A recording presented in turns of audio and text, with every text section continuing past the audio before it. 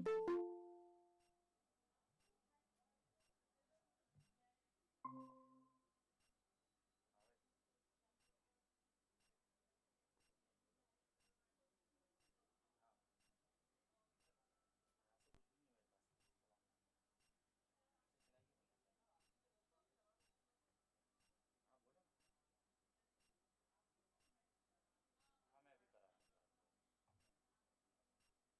मैं बात करूँगा, हम 2 minute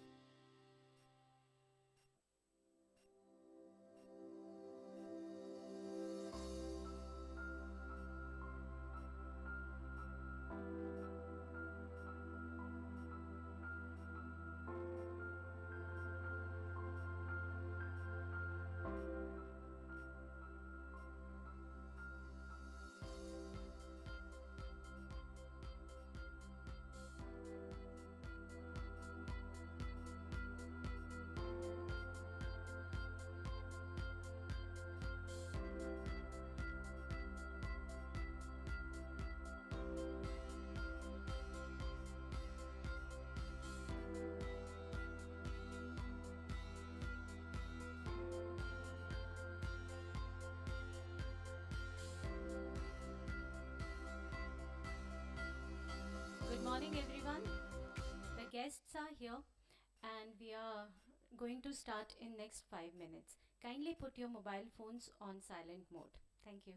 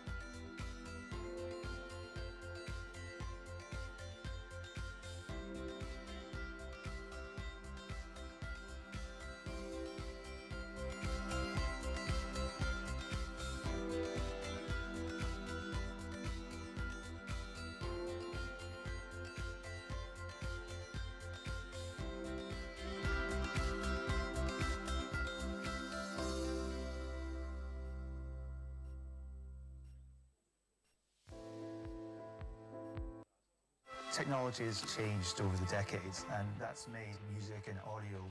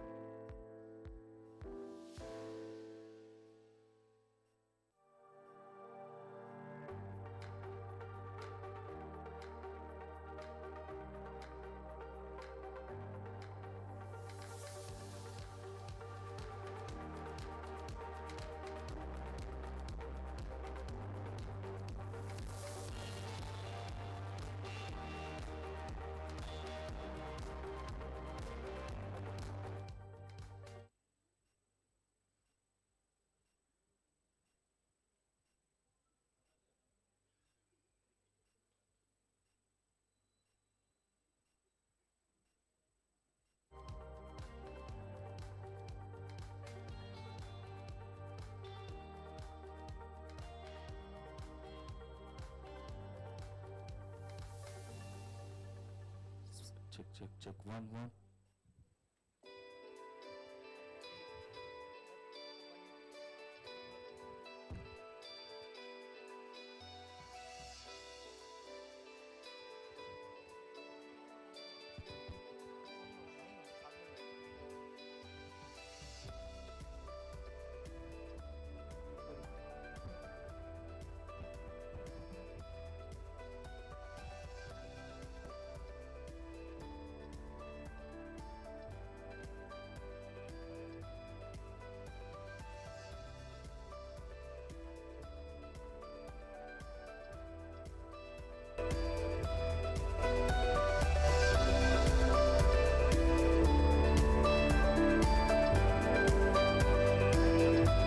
Check 1.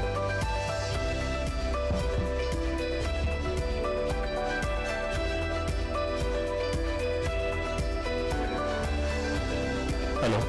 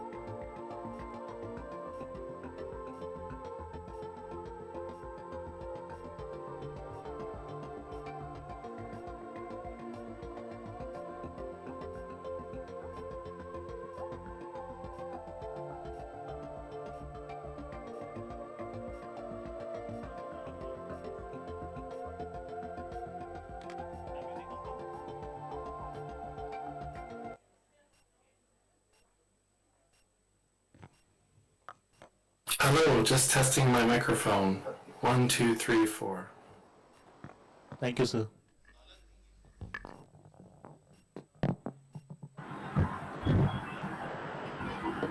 Professor Parvushan, I'm Kumar Duggal here. Thank you, sir. Right. We can hear you. Thank you.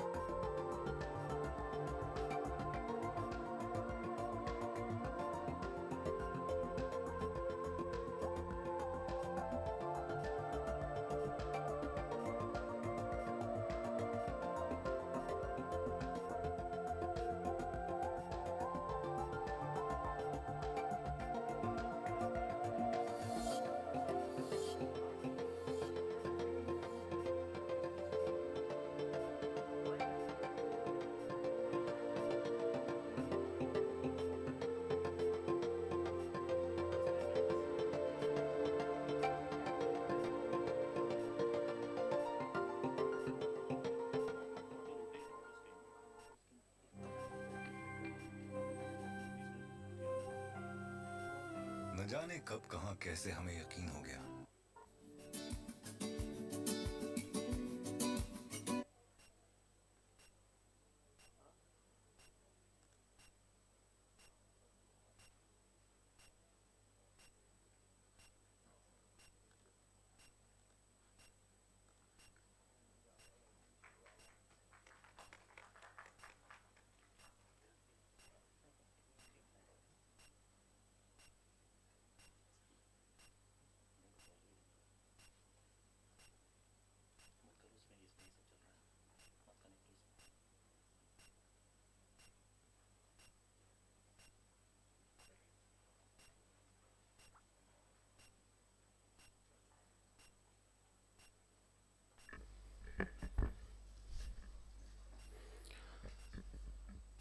Esteemed dignitaries, respected speakers, honored delegates, and valued participants, a very warm good morning to everyone joining us both in person and virtually for the IPER and CII International Conference 2024. On behalf of Institute of Professional Education and Research, IPER, and the Confederation of Indian Industry, CII, we warmly welcome you all to the International Conference. We are honored to have with us a gathering of esteemed professionals and academicians from around the world who have come together to discuss the pivotal theme of this international conference, World Economic Growth, India as a Growth Stimulus. We are privileged to have with us an illustrious lineup of guests for the inaugural session of our international conference. Our chief patron, Professor Suresh Kumar Jain, chief guest, Professor Shingo Ashizawa, keynote speaker, Dr. Rob Ferguson, guest of honor, Ms. Amrita Gupta, and our conference advisor, Dr. Bijoy Kumar. Their presence is a testament to the significance of this international conference. Before we proceed ahead, may I please request our group director, sir, to kindly accompany our dignitaries on the dais. Please, sir.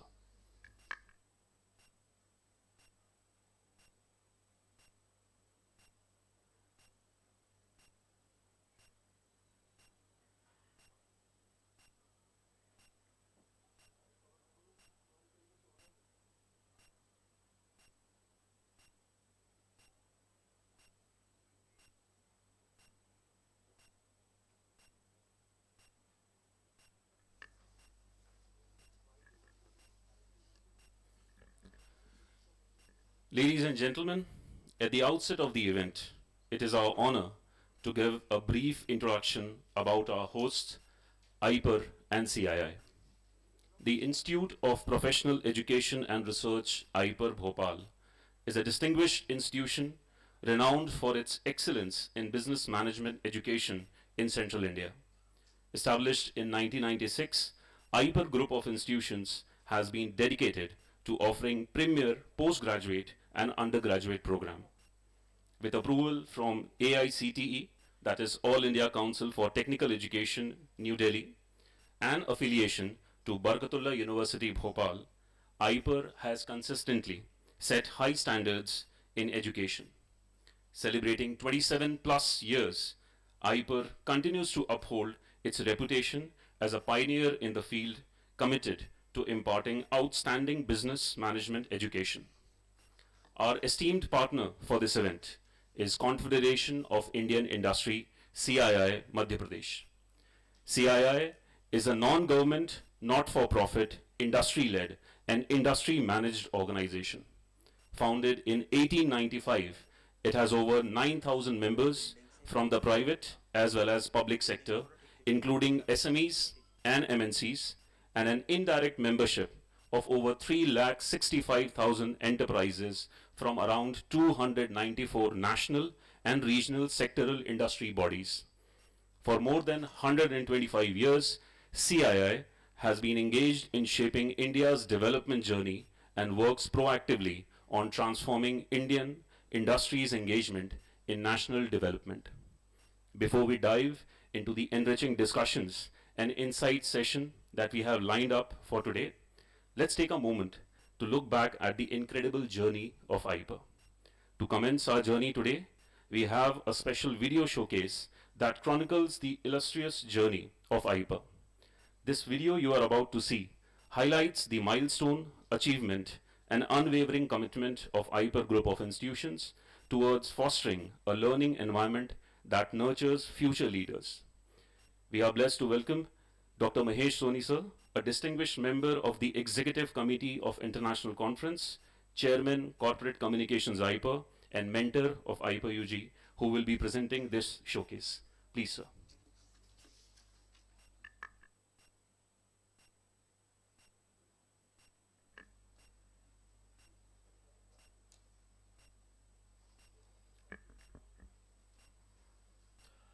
Distinguished dignitaries on the dais, Honorable Vice Chancellor sir, our guest, Professor Shingo,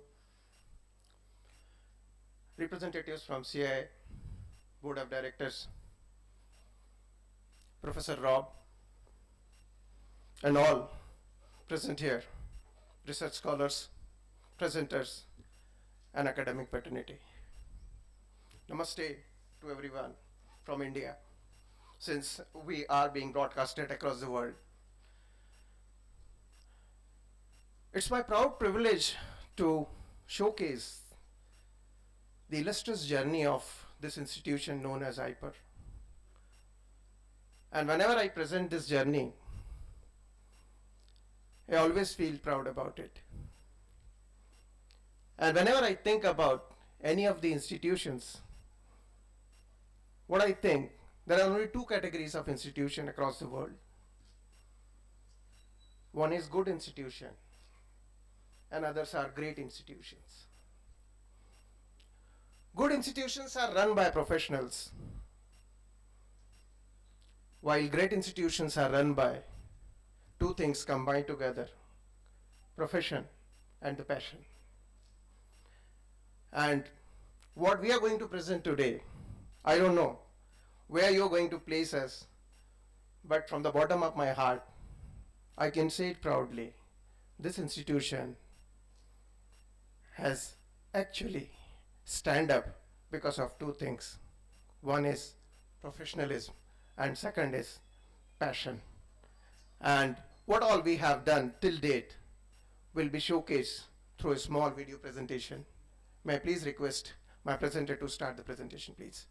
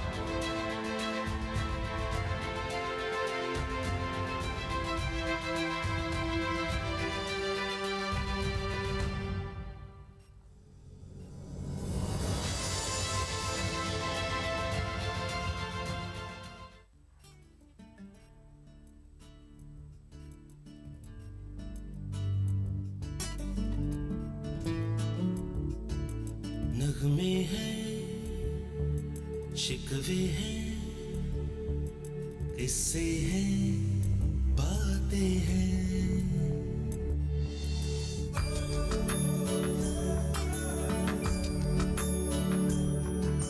नगमे हैं, शिकवे हैं, किस्से हैं, बातें हैं।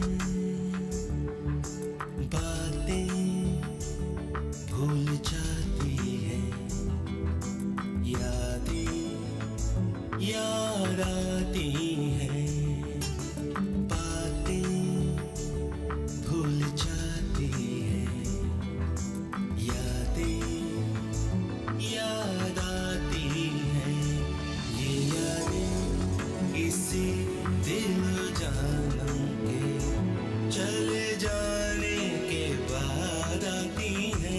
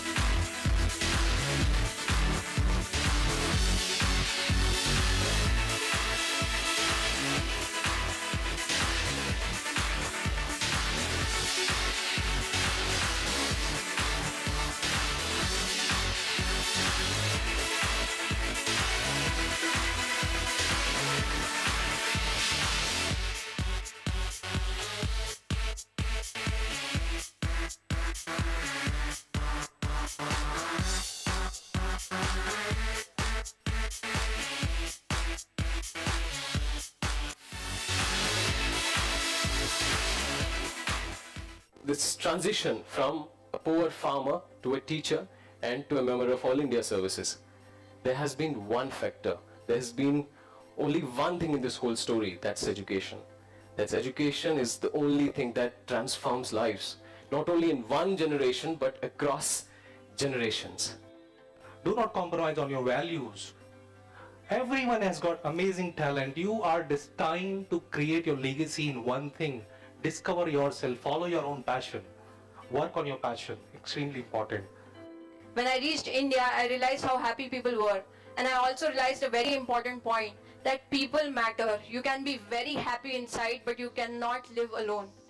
If there were 10,000 rupees in your pocket and you lose 100 out of them, actually you will become very insecure.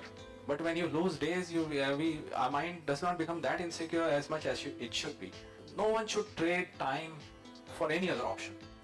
You open the door of the school and you close the door of the prison. How true it is. You can live your life king size and still invest your thought process into the communities. It requires one person, one moment and one compassion to start a ripple of change. तो मुझे लगता है आप सबके अंदर वो कलाकार हैं। इसका मतलब नहीं है कि आप शिक्षा में यदि आप डिग्री चाह रहे हैं, आप नौकरी करना चाह रहे हैं तो अपने अंदर के कलाकार को मार दें। मुझे लगता है यदि आप अपने कलाकार को जिंदा रखेंगे तो एक अच्छे और बेहतर इंसान बन सकते हैं। आपका अच्छा इंसान और आपका सोच, आपकी कलात्मकता वही आपको आगे ले जाए।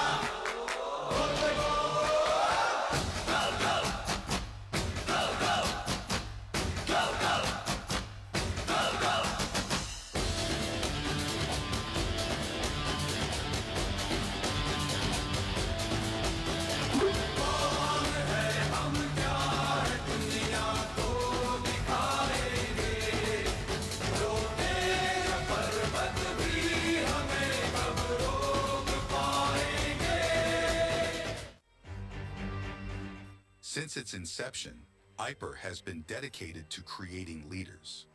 Our journey goes beyond academic excellence.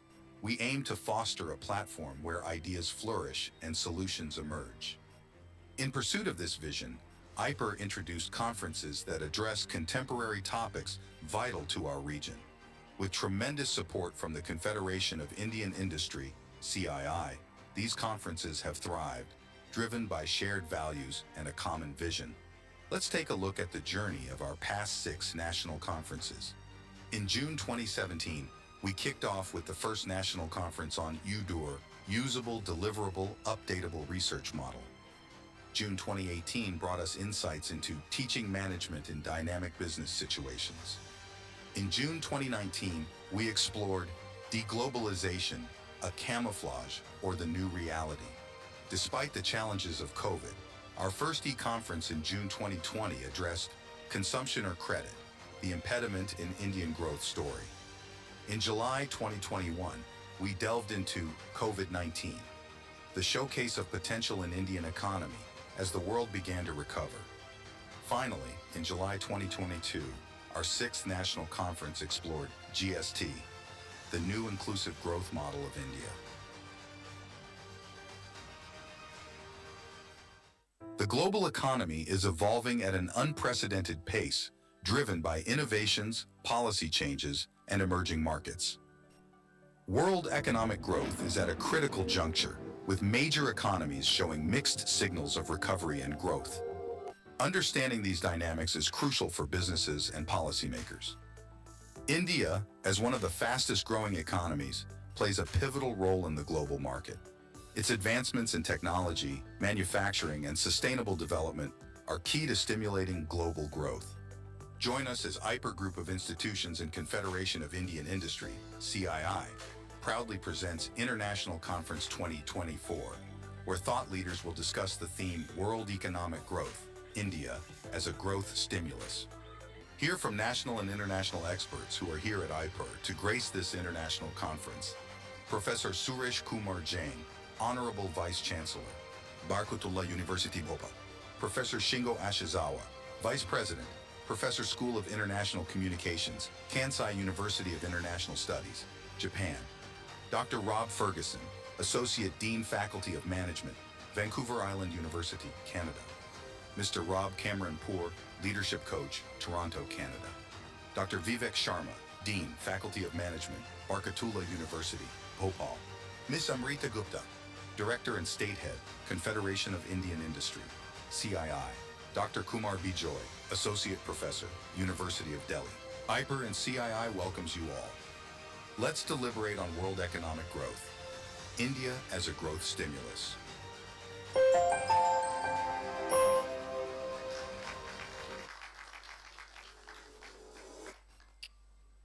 This is what the trailer we have shown just now. Movie is about to start. So thank you very much for all patient viewing and hearing. We can see a glorious day which is coming up in next sessions. Thank you very much and have a nice day.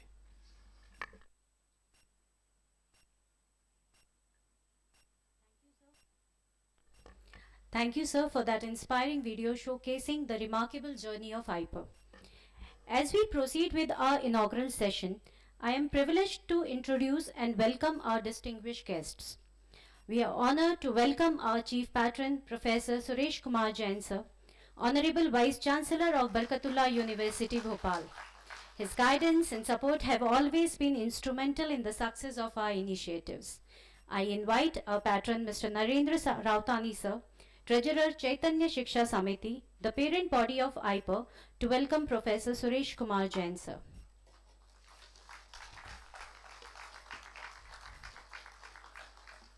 Thank you, sir. We are extremely delighted to welcome our esteemed chief guest, Professor Shingo Ashizawa, Vice President and Professor at the School of International Communication, Kansai University of International Studies, Japan. His vast experience and insights into international communications and education will be invaluable to our discussions. I would like to invite Dr. Amarjit Singh Khalsa, Group Director, IPER Group of Institutions, to welcome Professor Shingo Ashizawa with a bouquet. Thank you, sir. Next, it is my pleasure to welcome our keynote speaker, Dr. Rob Ferguson, Associate Dean, Faculty of Management, Vancouver Island University, Canada. Dr. Ferguson is joining us online and brings with him a wealth of knowledge in management and education. A huge round of applause for Dr. Rob Ferguson, please.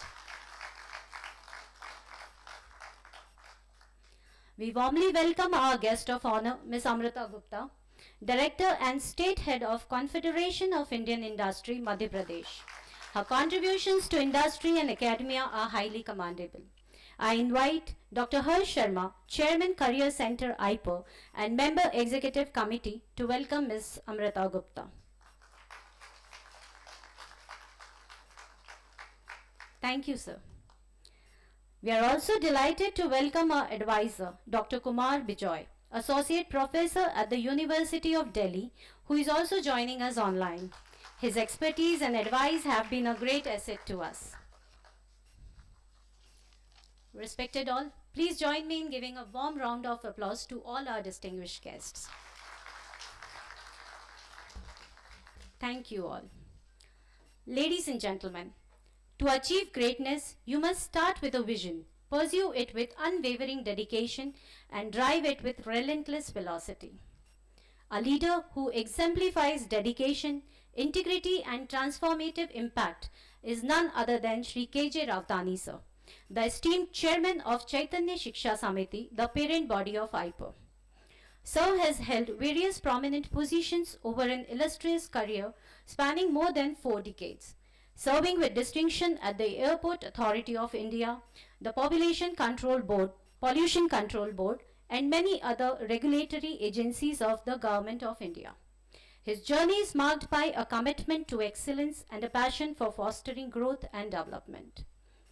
As one of the founding members of IPER, Shri K.J. Rautani, sir, envisioned an institution that would stand as a pillar of excellence in management education in Central India.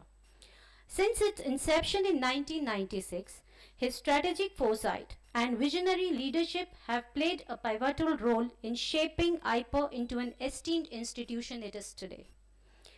Shri Rautani sir could not join us today. He has shared his thoughts and feelings for this international gathering. His message is a reflection of his enduring commitment to the values of IPER and his unwavering belief in the power of education to transform lives. Let us now hear his message, which captures his idea about IPER and the future of management education in Central India. May I please invite Dr. Arjun Murthy to share Rautani sir's message with all of us. Dr. Murthy.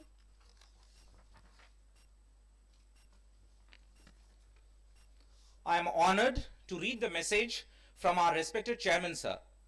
Dear distinguished guests, esteemed speakers, and valued participants, on behalf of Chaitanya Shiksha Samiti, the parent body of IPER Group of Institutions, it gives me immense pleasure to extend a warm welcome to each one of you for the International Conference on World Economic Growth, India as a Growth Stimulus, organized in collaboration with Confederation of Indian Industry, Madhya Pradesh. In today's rapidly evolving global landscape, the theme of this conference holds paramount importance. India, with its dynamic economy and vast potential, stands at the forefront as a significant driver of world economic growth. Our discussions today will undoubtedly shed light on the multifaceted aspects of this theme, bringing forth new perspectives and strategies to harness India's potential growth stimulus. We are honored to have with us Professor Shingo Ashisawa, Vice President, Professor at the School of International Communications, Kansai University of International Studies, Japan. As our chief guest, Professor Ashisawa, your esteemed presence and insights are invaluable to us, and we are eager to learn from your vast experience. I am delighted to welcome our keynote speaker, Dr. Rob Ferguson, Associate Dean, Faculty of Management, Vancouver Island University, Canada. Dr. Ferguson, your expertise and global perspectives on management and economic growth will undoubtedly enrich our discussions and provide us with a broader understanding of the subject. Our gratitude extends to our Chief Patron, Professor Suresh Kumar Jain, Honorable Vice Chancellor, Barkatullah University, Bhopal, Madhya Pradesh. Professor Jain, your support and guidance have been instrumental in making this event possible. We are privileged to have Ms. Amrita Gupta, Director and State Head of Confederation of Indian Industry, Madhya Pradesh, as our guest of honor. Ms. Gupta, your dedication and leadership in driving industrial growth in Madhya Pradesh are truly commendable. Additionally, we are thankful to our advisor for the occasion, Dr. Kumar Bijoy, Associate Professor, University of Delhi. Dr. Bijoy, your expert advice and contributions have been pivotal in shaping the direction for this conference. This conference brings together a diverse group of scholars, industry leaders, policymakers, and practitioners, creating a unique platform for knowledge sharing and collaboration. It's my firm belief that the ideas and strategies discussed here will not only enhance our understanding of global economic growth, but also pave the way for actionable solutions that leverage India's role in this dynamic process. I would like to extend my sincere thanks to the organizing committee, the esteemed speakers, and all participants for your commitment to making this event a success. Your presence and active engagement are what make events like this meaningful and impactful. As we embark on this intellectual journey together, I encourage you all to actively participate, share your insights, engage in meaningful discussions. Let us work together to explore and identify the opportunities that lie ahead for India and the world. Thank you for being a part of this conference. I wish you all fruitful discussions and a successful event.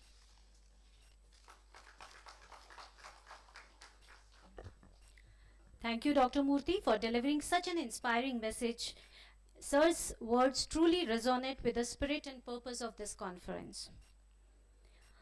It is with immense pleasure I stand before you today to welcome a distinguished individual whose journey and dedication have been a beacon of inspiration in the realm of education. A man driven by the principles of vision, value, and velocity. Mr. Narendra Rautani, stands as a testament to the transformative power of dedication and commitment. Mr. Rautani is not just an esteemed alumnus of IPER, but also a pivotal figure in its journey since its inception in 1996. His association with Chaitanya Shiksha Samiti, the parent body of IPER, began in the same year when he undertook the crucial role of treasurer. Over the years, his unwavering dedication, strategic foresight, and relentless pursuit of excellence have significantly shaped the path of IPER's growth and development. Today, as we gather to embark on yet another milestone in IPER's journey, it is my privilege to extend a warm welcome to Mr. Narendra Rautani, sir, the Honorable Treasurer of Chaitanya Shiksha Samiti, as he graces us with a welcome address, setting the tone for today's proceeding. Sir.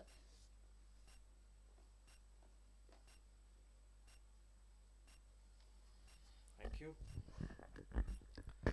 A very warm welcome to Honorable Vice Chancellor Professor Jain from Barkatullah University, Professor Shingo Wazigawa from Kansai University, Japan, Rob Ferguson from Vancouver, Canada, Madam Amrita Gupta from CII, Head CII, State of Madhya Pradesh, Dr. Khalsa, Mr. Kumar Bijoy, who's with us online, all the guests, students and participants. A very warm welcome to all of you. IPER, it has been 3 decades since IPER was established, and since then we've been conducting such conferences on a regular basis, especially on economic issues. And by that we hope to engage the people in dialogue and initiate action, and I hope that even this conference does like it has done in the past. Now, when we talk about world economic growth, it's important that we look back what happened 100 years behind. In the 1920s, it was the United States which led the industrial growth through its industrial innovation. And after that, it was after the World War II, it was mostly related to war-related recoveries in Western Europe and Japan, which led the GDP growth of the world during that time. Then in the late 20th century, it was the East Asian economies that led the world, per se, I would say South Korea and China especially. Then as we came on to the 21st century, China was leading all the way. It was giving massive growth year on year. And India joined this particular growth path of China, and it has been doing so since then. Indian contribution to GDP in 2000 was just 1.4% during that time. And today as we stand, I'm happy to say that it's about close to 7.5% of GDP in the world. So it's a remarkable achievement in over 20-25 years. So it's quite commendable, and we can see that the direction in which India is going. Now there are certain booming sectors that have done really well in India that has contributed to this. First one would be the IT sector. IT sector contributes about 200 billion every year in the Indian GDP. The pharma sector, again, the pharma sector supplies about 50% of the vaccines all across the world. Then we talk about renewable energy. In renewable energy, India is the 4th largest globally in renewable energy, and massive expansions are going on as we speak. Then there are startups. The startup space has really kicked off in India. There are about 75,000 startups with over 100 unicorns in India. So that's quite massive. Then we come on to the internet penetration in India. Internet penetration is growing rapidly. There are the internet and digital economy is available to over 800 million people in India, and it's ever growing at a rapid pace. And most importantly, like every one of you is already aware, also in the world, that India has a youthful population. India has a population of 600 million, which is under 25. So this population will join the workforce in coming times. So it's a natural progression that the economy of India will continue to grow, and there will be a huge demand of services, jobs in all sectors because of this booming population and also the youthful population. So it's without a doubt that as per the theme of this conference, that India as a growth stimulus is an established fact, and it is going to be so undoubtedly, and everyone in the world is quite aware about it. But the larger question that we should deliberate in this conference, and you guys are most suited to do so because you have a huge area of influence and experience, is that the past 100 years growth that we have seen, it has been mostly lopsided. It has benefited only a handful and few countries, and not very as it should be. So when we talk about GDP growth, it's good. It's 3%, 4%, 2%, 4% over the years, but it's not. It's going to a handful of countries. So India, as being in the pole position at the moment, we should look at the coming years, and India should lead in that, because the world is full of challenges at the moment. We are seeing severe climate issues. We are having limited wars between countries, and poverty is still where it was. I have a project in East Africa, and I continue to go there in a few months' time, every time. And once I first landed there, I was very happy to see the city, and I could see, big cars and huge cars driving Land Rovers, Toyotas, this and that. So I was thinking, like, good, this is Africa, but they do have good vehicles. But as I looked closely, I saw that these cars were 20 years old, 30 years old, 25 years old, and they were polluting vehicles like anything. Africa is such a beautiful country, such a beautiful nature, but if you see the vehicles driving there with the smoke of pollution, you'll be aghast with it. And it's really sad. So if this is what the 100 years of growth has given us, we should reconsider how we want to go about it. So more green initiatives would be required, not just in India but across the world. A more fair and equitable development across the world is required. Not just, when I say, I am not just talking about India, but across the world. There are a lot of countries which are struggling, huge poverty is there. And technology is one thing which is very, very selective at the moment. There are patents which they do not allow you to make use of those patents, even though they are very beneficial to the public at large. So that is something that this conference and the world has to look into to sort it out, because this is not the last 100 years growth is not what's going to benefit the world in the next 100 years, I can assure you that. So keeping that in mind, let us deliberate on these topics. I'm sure you're excited to hear from our honorable guests. So without further ado, I'll make my way for them. But I would like you to enjoy this conference, have a good learning experience, take it in your forums, take it whatever that you learn in the public at large, and let us learn and take it in action. Thank you. Thank you, sir.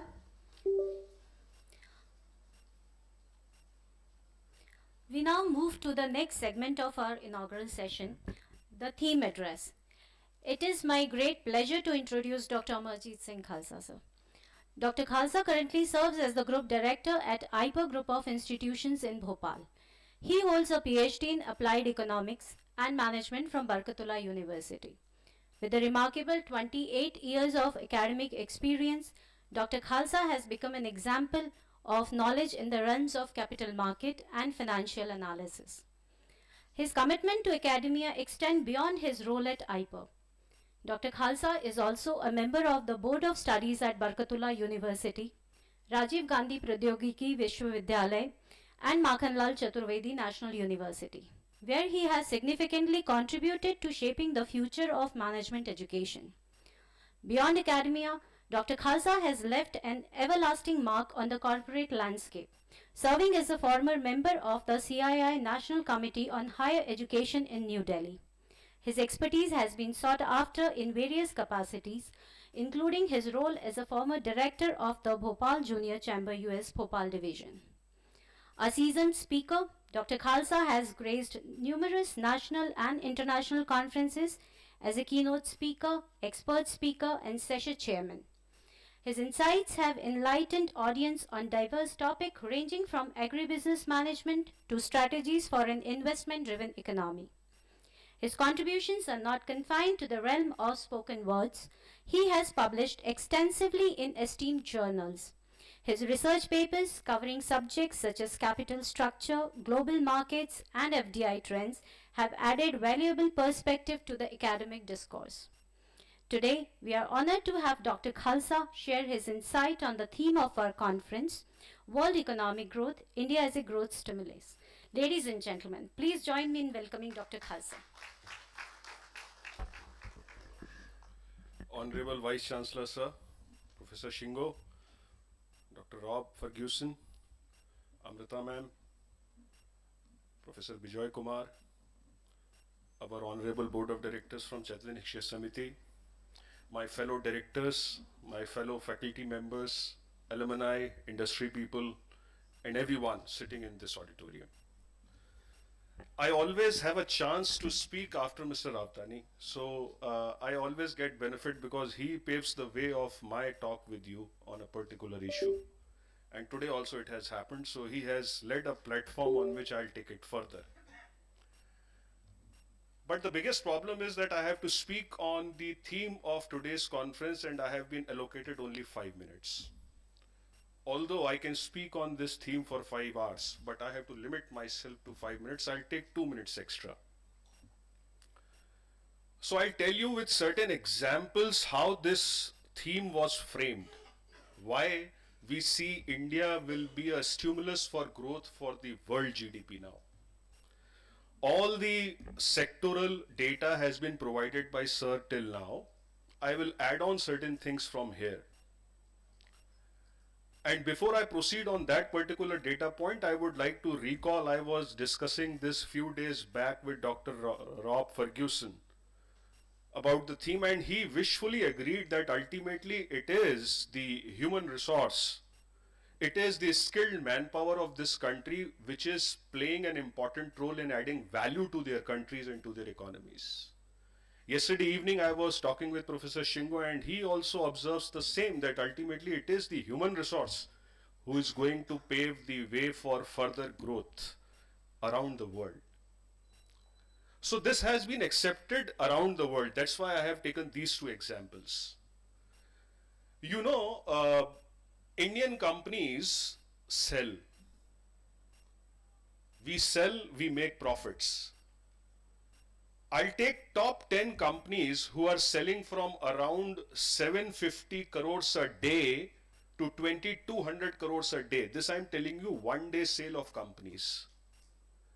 And the composition of these 10 companies I'll bring to your notice that out of these 10 companies, 7 are from oil and gas. 2 are from financial sector, specifically bank. And 1 is from insurance sector, that is LIC of your country, Life Insurance Corporation. Now that gives you an example, that gives you an edge, that gives you a direction. 10 companies making around 2000 crores of turnover per day. If they are coming majority from oil and gas, that means it's the hard economy they are building. It's not the soft economy. And when hard economies are built, it is built on infrastructure. It is built on manufacturing. And service sector follows. And then specifically when I say that service sector follows, 2 of these companies, State Bank of India and HDFC Bank, these are the bankers of the nation. They are growing. That means the hard economy is taken care by the soft economy, that is the service sector.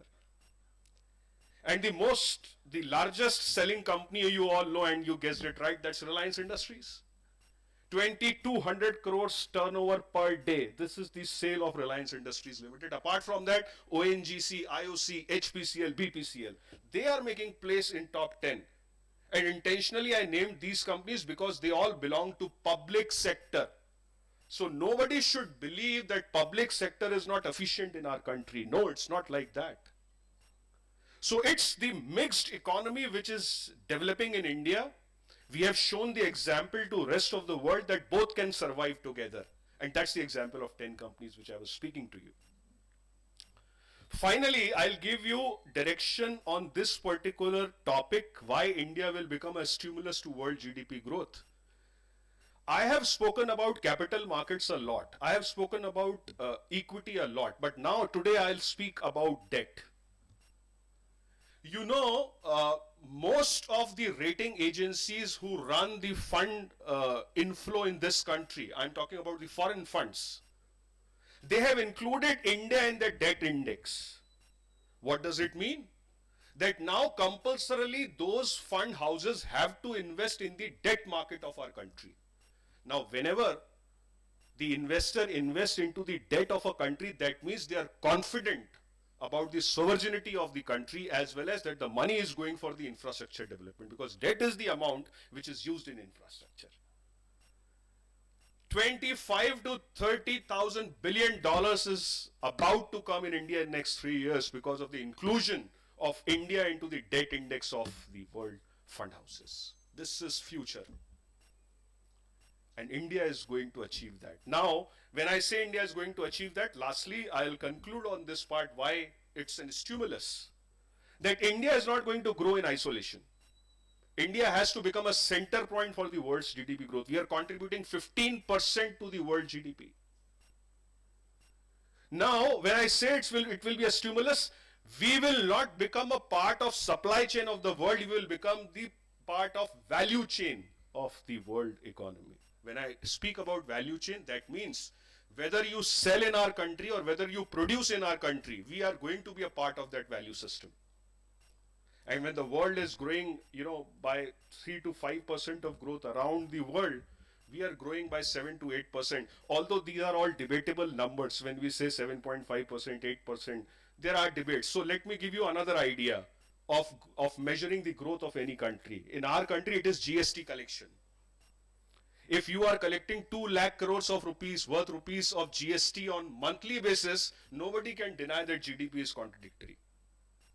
So it's the new thing which we have already discussed in our earlier conference, that let's not focus on GDP growth now, we should focus on GST growth. If GST is improving, everything is in place. So don't bother about the world economy or the Indian economy. With this theme, we discussed this theme with our Honorable Vice Chancellor, and he said that yes, this is something fruitful which we should have in our city, Bhopal. And we should become pioneer to discuss this thing, that after 10 to 15 years, if somebody will ask and speak that India is becoming a stimulus to world GDP growth, they should say that it was the city of Bhopal where it was discussed. So this is what we have identified. And with your permission, sir, Honorable Vice Chancellor, I would like to submit this theme to the august audience and the guest, and they will be better person to supplement on this. Thank you once again. You all have made a day for us. Thank you so much, sir, for setting the tone of this conference. Moving forward, it is my privilege to introduce our next speaker for the inaugural address, and he is our chief patron. Dear all, while searching for the meaning of this word patron, I found this perfect definition for the individual who has graced us today. Patron means a person chosen, named, or honored as a special guardian, protector, and supporter. We are honored to have with us Professor Suresh Kumar Jain sir, Honorable Vice Chancellor, Barkatullah University, Bhopal, who is our chief patron for the international conference. Professor Jain's illustrious academic journey is marked by outstanding achievements and significant contribution in the field of education. Armed with a PhD from APS University, Riva, and holding prestigious degree including MSc in Mathematics and BSc from Jivaji University, Gwalior, Professor Jain has exemplified excellence throughout his academic career. With an over 35 years of teaching experience in undergraduate and postgraduate program across various colleges in Madhya Pradesh, Professor Jain has left an lasting mark on the academic landscape. His commitment to academic excellence is further underscored by his tenure in various administrative roles, including serving as the registrar at RGPV Bhopal and principal at UEC Ujjain, where he displayed exemplary leadership and vision. Throughout his career, Professor Jain has been recognized for his exemplary service and dedication to education. He has been honored by esteemed dignitaries, including Minister of School Education and the State Election Commissioner of Madhya Pradesh as well.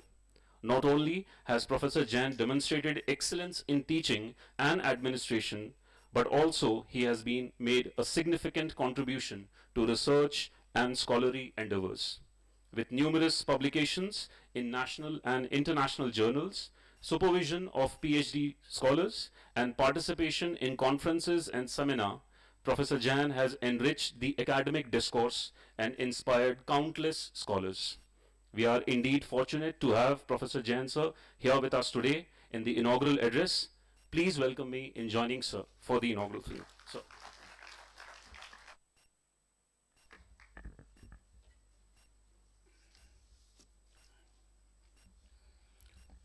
यशोगान के लिए धन्यवाद. अच्छा कर लिया आपने. On the dais, the treasurer of this IPER, Narendraji, from Japan, Professor Shinjoji, Amrita ji,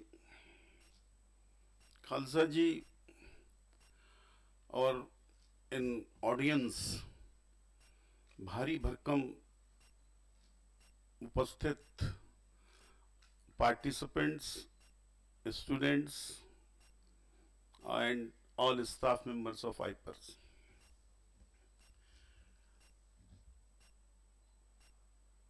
Each and everything you have listened, Mr. Rautani as well as Mr. Khalsa told.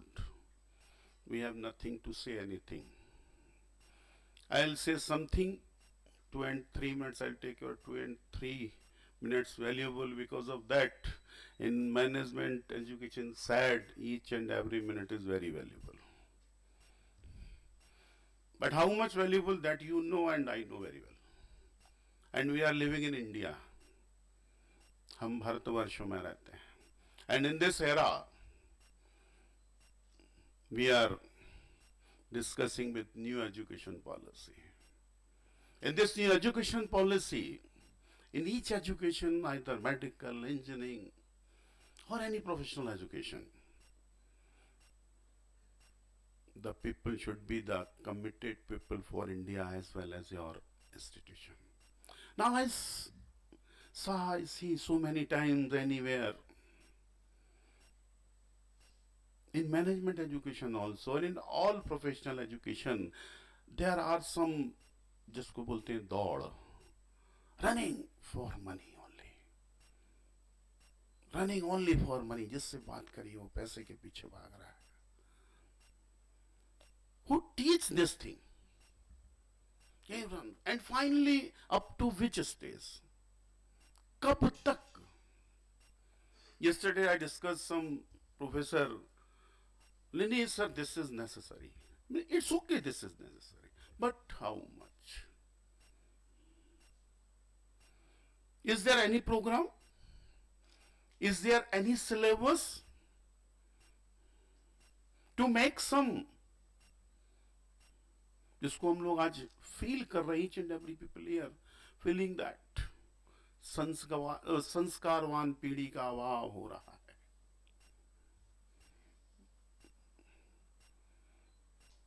आज हम जिस शिक्षा को दे रहे हैं, which education we are providing, do you feel it is better? When I read in new education policy, कितने लोगों ने पढ़ी, I don't know, पिछले बार भी मैंने कहा था, I told before time, कि just 73-74 pages are there, you just read it. हम सिर्फ वही पढ़ा रहे हैं कि तेरे को पैसा कमाना है और बाद में मर जाना है, that's enough. Each and every people is running. But how much? This is the question, कितना कमाना है?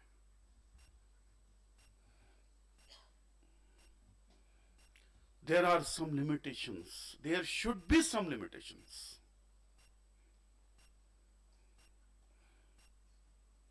When a student came in the institution, your rate of package कितना है? नौकरी में जाइए, क्या पैकेज है? Do you think when we think कि मुझे क्या करना है, कैसे करना है, how I can enjoy my life, how I can perform better? Do you think? Sorry, तनख्वाह बढ़ रही है कि नहीं, इस पे ध्यान दीजिए. हैं? पर्क्स बढ़ रहे हैं कि नहीं, इस पे ध्यान दीजिए. How much perk is there? They are saying इतना perk है.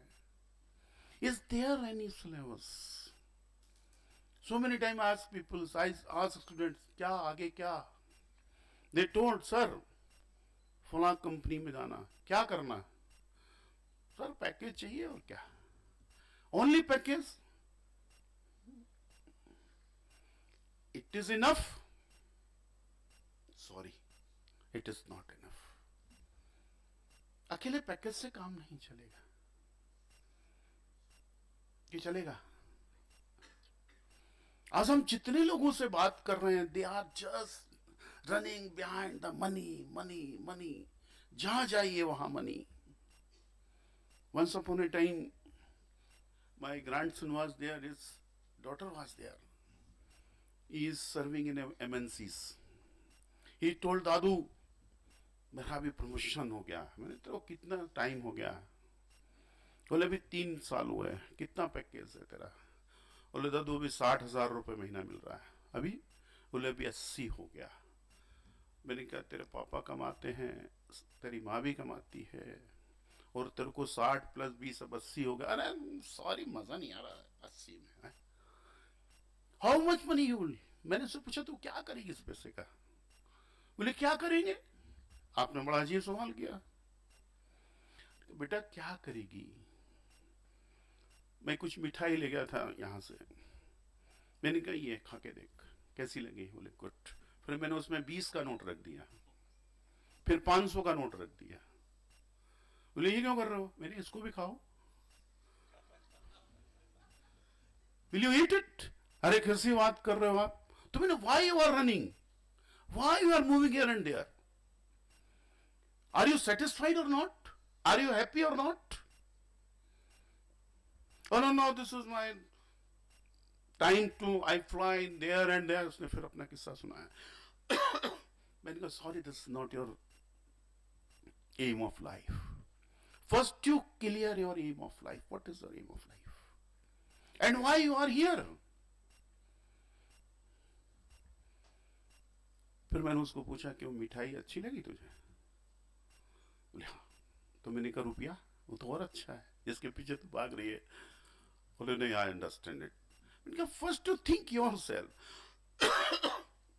मैंने कहा भी तू अपने ऑफिस से 2 दिन से छुट्टी पे आई है. How many time you spend with your family? मैंने कहा I am here in last 2 days. मैं जब तेरे को देख रहा हूं तू लैपटॉप पे पिट पिट पिट पिट कर रही है. मेरे साथ कितना बैठी है तो? हाँ दादू, दिस इज द, क्या करें कंपनी का काम. तो first to decide your aim. Money is सब कुछ नहीं है, पर बहुत कुछ है. I agree. Then it's okay. So we should provide the education to our student, to our researcher. हमारे यहाँ रिसर्च हो रही है, हमारे रिसर्च स्कॉलर बैठे हैं, और भी रिसर्च स्कॉलर होंगे. हालांकि ये अच्छा काम कर रहे हैं जो ड्रेस में एक ही हैं, क्योंकि इन्होंने पुलिस में रह के मैनेजमेंट कैसे करना है, प्रमोशन से इनको, मतलब पीएचडी करने से या रिसर्च करने से इनका प्रमोशन नहीं होगा. क्यों साहब, होगा क्या? पर ये देखिए मल्टी डायमेंशनल बात हुई कि मैं उस शिक्षा का उपयोग समाज के लिए कर रहा हूं, अपने प्रोफेशन में करूंगा. This is the way how we can do it. This is the question. So okay, बहुत सारी बातें होंगी अभी. I wish for the grand success of this conference. One thing more, अपनी बात कह के, when professor Khalsa came to me and said, sir एक कॉन्फ्रेंस करानी है, तो मुझे लगा ये पैसे वैसे मांगने आए होंगे. हमने करा लो भैया, जितने चाहिए दे देंगे.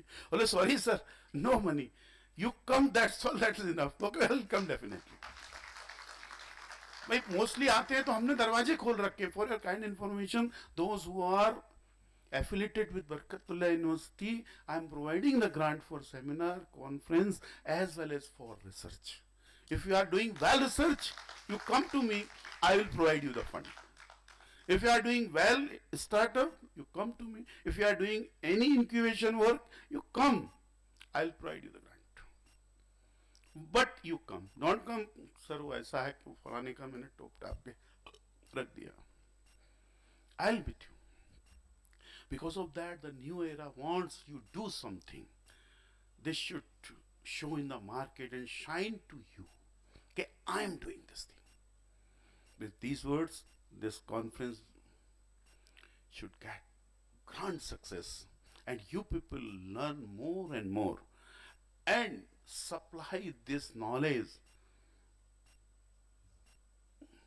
down to earth.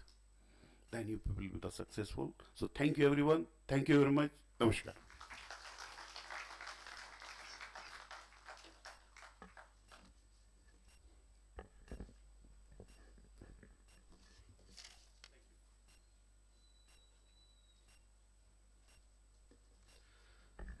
Thank you so much, sir, for setting the entire address for us.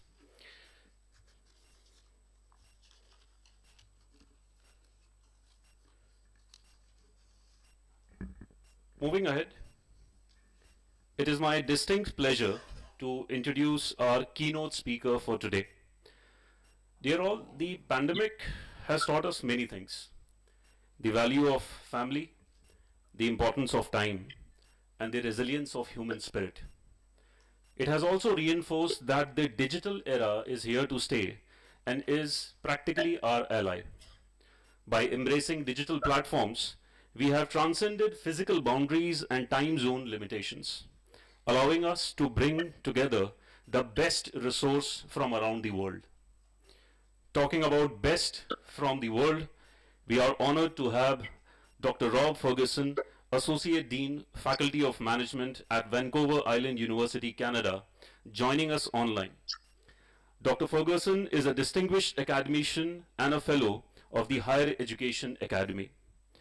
Dear all, Dr. Ferguson's research and community involvement are focused on the role of indigenous-led economic development in promoting cultural resilience and social reconciliation among coastal communities in British Columbia. He actively participates in various community advisory boards and is deeply committed to enhancing community well-being through locally led economic development initiative. With a strong commitment to international collaborations, Dr. Ferguson aims to foster inclusive and sustainable economic development. He works at Vancouver Island University, emphasizing on building partnership that bridge cultural divides and promote the shared benefits of economic collaboration innovation as a tool for cultural understanding and economic growth. We are privileged to have Dr. Ferguson share his expertise at this conference.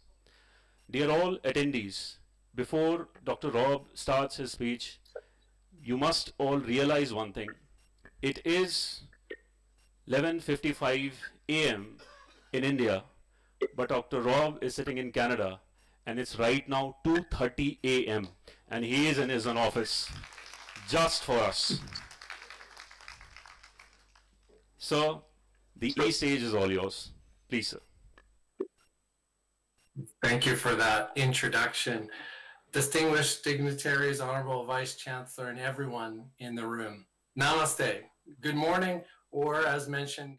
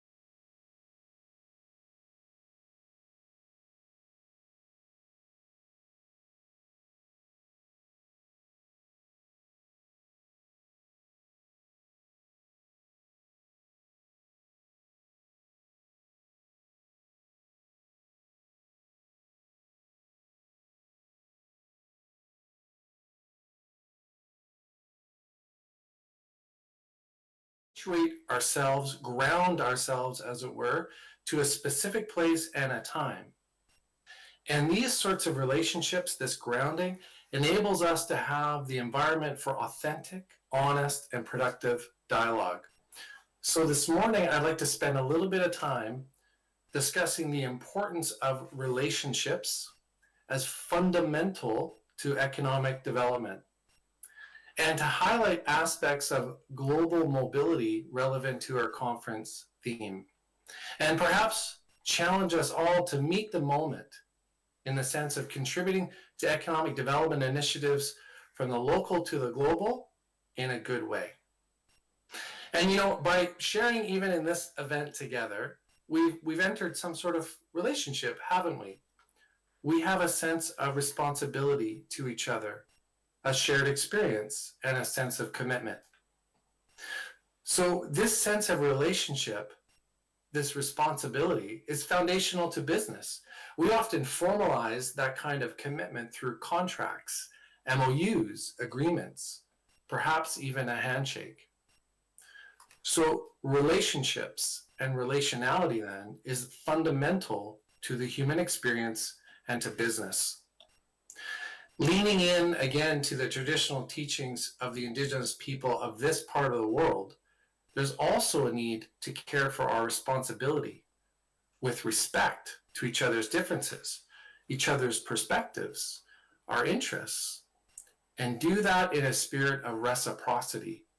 The notion that we will give and take, that we'll share benefits.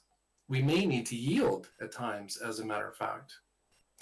And you know, this interconnectedness, this sense of relationship, brings to mind another word of the Nuu-chah-nulth people, who were the first people of the west coast of Vancouver Island. That word is Hishuk-Ishsawak. I'll try one more time. Hishuk-Ishsawak. I hope I've done my teachers well in that pronunciation. It means everything is one and everything is connected. And as already mentioned this morning, I'm confident you would agree that the world has never been so interconnected, so in relationship to each other. We've had comments already about the global pandemic, a shared experience across the globe. We recognize that a financial crisis there affects here. And despite being oceans apart and miles apart, we're neighbors, are we not? What happens to me affects you. And we see the impacts of climate change, natural disasters, and conflicts with global entanglements. So the fundamentals then of relationship, responsibility, respect, and reciprocity, when these principles are taken into account on an individual level, on a personal level, on an organizational level, perhaps even at a national level, in terms of nurturing connections to each other, well, they can provide enabling conditions where mutual understanding can thrive, innovation can bubble up, creativity can be born, and we can work together to advance shared interests and address common challenges. And I'm confident that these principles, these ideas are not foreign to you, as they transcend not just Indigenous perspectives here in Canada, but cultures around the world. Our grandparents, our parents, our uncles, our aunts, our elders have taught us to care for others, have they not? To contribute to the welfare of others. So we can ask the question, how can relationality, how can relationships inform global economic development? Well, one of the engines of the global economic system is related to the idea of mobility, the movement of goods and services, people and ideas around the world. And my background and passion as a scholar lie in tourism. And the World Travel and Tourism Council have estimated that the global tourism economy contributes 9.1% of the global GDP. It's significant. It is a major economic engine of the world. And recent data from the Indian government suggests that in 2023, over 9 million foreign visitors traveled to India. And all signs point to international arrivals to India meeting pre-pandemic levels in 2024. So that signals to us that there is a growing hunger, a growing interest in India. People willing to travel to learn about, make connections with, build relationship with India. It also signals that that sector is poised for tremendous growth. Recent data also shows the increasing importance of outbound travel from India to global destinations such as the United States. For example, the U.S. International Trade Admission reports that in May this year, just a month ago, India was the second largest overseas market for foreign visitors. So the world is taking note. The global destinations are taking note. It also signals that there's a growing demand, a growing middle class of people in India who are seeking relationship with the rest of the world in the same way in terms of tourism. And while the pandemic certainly caused a significant downturn in global tourism, it's encouraging to see it rebounding so strongly in India and poised to continue growing exponentially in the coming years. This highlights the influence, the power, and the opportunity that India can contribute as a leader in the global tourism sector. And one group of travelers that I'm particularly privileged to be associated with are students. Yes, global student mobility on the scale that we currently see is a recent phenomenon and bears our attention. It merits consideration. The movement of students from India seeking to advance their education abroad in countries such as the United Arab Emirates, Australia, England, Canada, the US, and others, have had significant impacts across the globe. In Canada, we've seen tremendous increase in students from India over the past 10 years.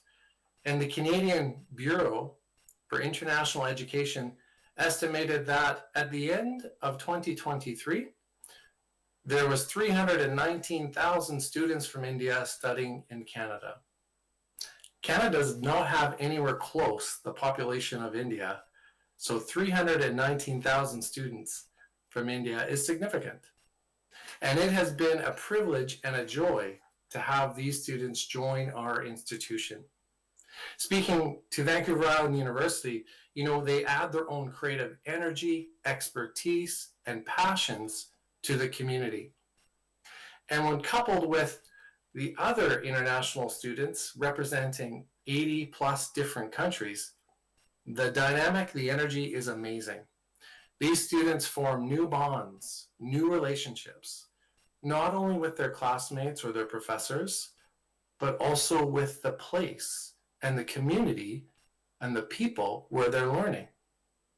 And this can only enhance relationships within their own networks, between countries and between cultures, and serve to further propel an interconnected world with India as a significant driver of influence and impact. Now, some of these students may choose to stay in the countries where they finish their education. They may choose to build their careers there. But there's no question that they will ever forget where they came from, where their family is, where their roots are. So while they build perhaps new businesses, new connections, new networks, this creates an opportunity for further enrichment and strengthening of the relationships. And of course, we know that these types of connections further propel the tourism industry as friends and family visit each other across. When we've seen that pattern repeated across the globe in different contexts. I'm very encouraged by a recent graduate I had the privilege of seeing walk across the stage just a few weeks ago. She popped into my office to let me know she got the job she wanted. She's starting with a banking firm next week, and her joy and her enthusiasm and optimism for the future, well, that just was incredibly encouraging and infectious. I am supremely confident she'll continue to make a positive impact on her career and in her community. Now, students may also choose, following their education, to return home and advance their career opportunities, move on with the next phase of their life. And I met one of these students who made a profound impact on me. A young woman from India who came as a very experienced school teacher, and she's pursuing her MBA. Her goal is to build her professional network in Canada and learn from others, gain the skills, knowledge, and understanding, enhance her own body of knowledge to build a strong business plan, return to India, and start a nonprofit organization with the goal of expanding access to education for young people in rural and remote areas. You know, her example and how she's leveraging her experience, her education, and her networks is excellent. And it illustrates the power of relationship, respect, responsibility, reciprocity, interconnectedness, and student mobility. Now multiply these examples 100-fold, 1,000-fold, tens of thousands, hundreds of thousands of individual students with individual passions, interests, networks, skills, experience, with India at the center. We cannot understate the potential for positive impact as a result. And we cannot be anything less than encouraged and optimistic about what will come from these individuals and students pursuing pathways of possibilities across the globe. You know, one of the reasons why I find tourism so interesting and so fascinating is the complexity of the sector. When we consider the orchestrated systems of travel services, transportation, accommodation, food and beverage, recreation, entertainment, business, health, infrastructure, policy, regulatory frameworks. All of these systems have to sync. They have to align in order to create the magic that is tourism. That's quite something. That's quite staggering when we think about it at a local, regional, national, and international level. And it cannot be stagnant. Tourism requires innovation, constantly seeking creative strategies to provide new and better enhanced experience for visitors alike. And these experiences between host and guests, well, they can be impactful. They can be transformative. And I'm sure many in the audience can recognize, perhaps when you visited another town, another region, another area, another country, your entire worldview of that place and its people are changed. And you've had the opportunity to build mutual shared understanding and again, enhance that relationship. What's also unique about tourism that fascinates me is it requires collaboration. Tourism industry, tourism businesses cannot succeed on their own. No, they require collaboration between people, between businesses, organizations, sometimes with competing aims, perhaps even with different values. So tourism then provides an interesting space to examine a heated, competitive business environment, but the need to come together, find ways to collaborate for shared mutual benefit. And when tourism is at its best, it not only creates a seamless and integrated delivery system for exceptional experiences, but also ensures that the benefits from an economic, social, and environmental perspective are shared. So that brings us to the challenge. The challenge for all of us gathered today, whether we're industry leaders, educators, emerging business leaders, politicians, decision makers, policymakers. How do we ensure that when we talk about economic development at a local, regional, or global scale, we're also talking about positive social outcomes and practices that protect and preserve the environment for future generations? You know, sadly, there are many examples, including in Canada, where in the pursuit of economic development, some have been left behind. I am mindful and I recognize that in Canada, this is most often felt by Indigenous communities who continue to persevere despite dealing with long-standing, persistent impacts related to settler colonial processes, often with rural and remote communities the most acutely impacted, and these same communities the most reliant on the natural resources that can be damaged through rampant development.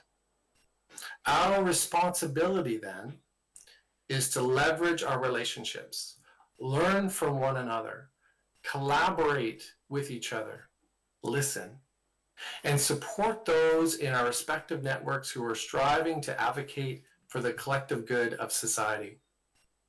I've had the privilege of seeing what those conversations look like through the students who have chosen to invest in their education at VIU from India, and their drive, their passion, their commitment gives me confidence in their ability to lead and inspire those conversations.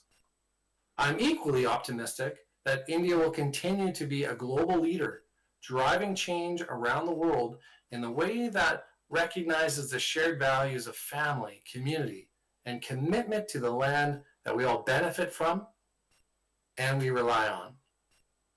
So global economic development in this respect can be and should be synonymous with development that supports resilient communities and healthy environments.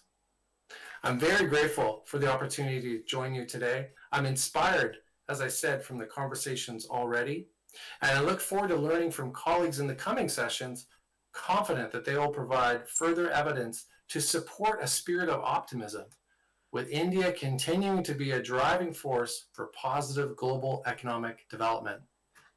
My wish is that one day soon I can come visit your beautiful country and we can have these conversations do this work in person. Until then, I remain committed to working alongside, shoulder to shoulder with you towards a prosperous shared future. So in the languages of the First Peoples where I live, Haichka Siem, Wallace Gayasaka, Klako Klako. Thank you very much for the opportunity to contribute and for your attention this morning.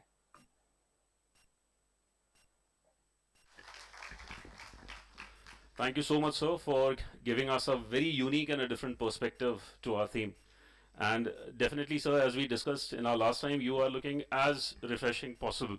It doesn't seem that it's right now 3 o'clock, 3 a.m. over there in Canada. Dear all, I'm pleased to introduce Dr. Kumar Bijoy, an esteemed associate professor from University of Delhi, who will be joining us online today as our international conference advisor. Dr. Bijoy brings a wealth of experience and expertise to the table, currently serving as assistant professor in the Department of Management Studies at Shahid Sukhdev College of Business Studies, University of Delhi, and he has dedicated himself to the fields of public finance, Indian financial market, international finance, and project management. With over 3 decades in academia and professional practice, Dr. Bijoy's journey is marked by extensive contribution. His doctoral research at the Department of Financial Studies, University of Delhi, focus on debt markets, demonstrating his deep academic commitment. Dr. Bijoy holds a master degree in economics from Dr. B.R. Ambedkar University, Agra, and is a chartered financial analyst CFA from ICFAI, popularly known as ICFAI. His career has been characterized by a blend of teaching, consultancy, and international training. For the past 23 years, he has been a pivotal international trainer in infrastructure projects, particularly in road and bridges and hydropower sector, collaborating closely with ministries such as finance, power, labor and employment, and corporate affairs. Moreover, Dr. Bijoy has enriched his academic prowess with practical insights gained through financial consultancy and trained for both government organization and private corporations as well. Please join me in welcoming Dr. Kumar Bijoy, whose expertise will undoubtedly enrich our discussion today. Sir, please. Thank you, everyone. First of all, I'd like to thank IPER and CII for this conference and giving me opportunity to participate. I am thankful to Khalsa Sahab, who had given me this opportunity to present in front of the August Galaxy and the great group of economists, researchers, and academicians who has been contributing. First of all, I'd like to speak 2-3 minutes on the theme itself, and then I'll contribute. But before that, I'll feel very sorry for not participating as earlier committed in physical there, and because of some different location, there is some background noise. I'll be sorry for those noise also. And anyway, let's talk on the world economic component, how it is, why we are talking about world economic growth, and it is important as on date. See, if you look into the legacy of India, India is not new country. It is not a country which has started from 1947. Rather, it has been restarted in 1947. Prior to that, if we look back 500 to 600 years back, closer to 50% of global GDP contribution was coming from the then Bharat. And that was what the contribution of Bharat at that point of time. Now come to that second level, when in 2008, the entire globe was under the trap of financial crisis and demand was again affected. Similar to that in 1929, a issue came, who will be further carrying this economy, especially the world economy, to regain its lost glory. And then there was a struggle, and finally India emerged as one of the you can say, leading partner who is now mentally, physically, socially, economically, environmentally, and whatever parameter you say, ready to showcase that yes, whatever is required, India is ready to do, India is ready to perform. The first thing is there that India is now the country of largest population. We all know basic four factors of production: natural resource, human resource, capital resource, and risk-taking ability. When you talk about human resource, India is a house of more than 1.4 billion population. Now, when a house of 1.4 billion population, the largest population holding country, then it is a responsibility, ethical, moral, social, economical, to contribute into the world production also. If you talk about world production's contribution, India is not into that way into top list. So now it is a big challenge that India has to start that exercise. India has to make sure that the way population is there, similarly participation in economy should also be there. Now, starting from Ralph Manisher, who was talking about what way India is now looking for environmental challenge. So we have to look into that when economic contribution is there, US has contributed, later China has contributed, but what was the challenge? What is the lesson learned from them if they had not able to learn from the 1929 and 2008 happened? If I look into that, when 1929 was reviewed, it was Glass-Steagall Act, and the moment Glass-Steagall Act in 1999 was repealed through Graham-Rich-Billy, it within 10 years of time, economy went into crisis. In 2008, when it was on height, China was contributing to a good extent as a second largest economy. Now, why China was not able to contribute? What is the problem? Where is the actual issue? What is the issue which is not able to get addressed? So there, if you find out, you will look into one very important component is that we are not able to go on natural path. We are trying to make very artificial in nature. The very nicely, Jan sir was illustrating it through his own story with his grandchildren, that how sweets and monies and packages there. That is very important issue. That are we going to talk about only economics or humanomics? I'll tell to everyone that now it is a time not to confine only on economics, look into humanomics also. When you talk about economics, there is always money. When you talk about humanomics is actually centered with human beings, human values, human care, and that is really required. Professor Singh will really agree with me that Japan has been, for a longer period, very good and great economy, but right now challenge is there that how family, society, aging people, that has to be addressed. What after 2008 has been realized that problem of one country is not a local problem of that country. It is a global problem. You may name it differently, you may face it at different point of time, but it is going to be a global problem.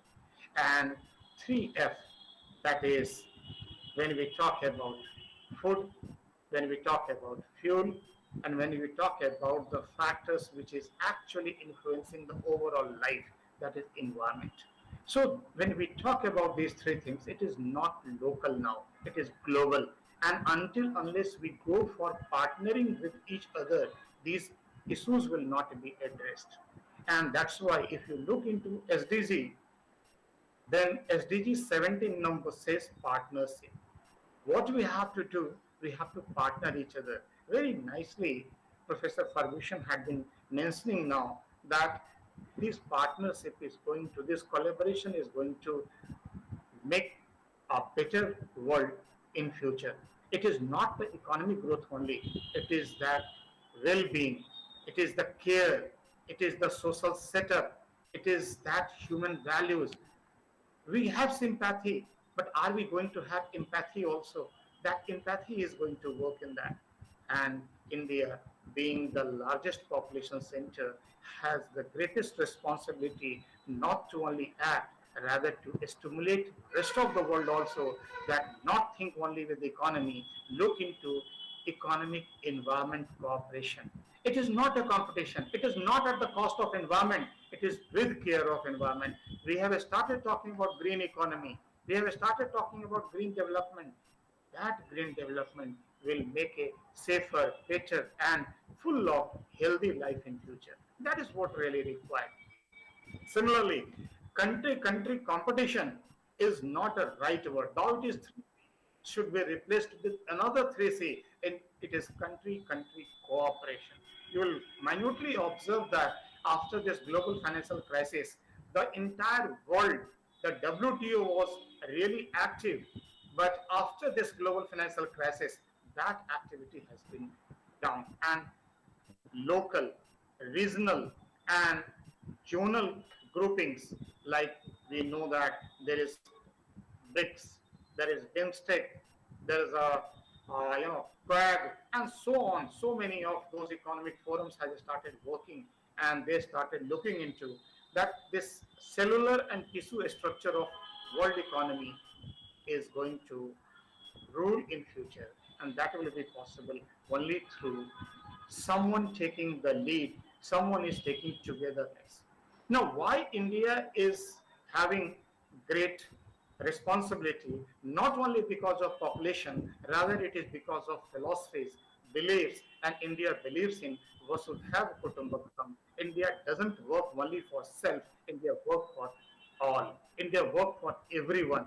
And this economic growth, very rightly Khalsa sir was talking, it is immaterial whether GDP growth is 7.8% or 8% or 7%. What is important is, are you contented? Are you happy? Are you really living a better life?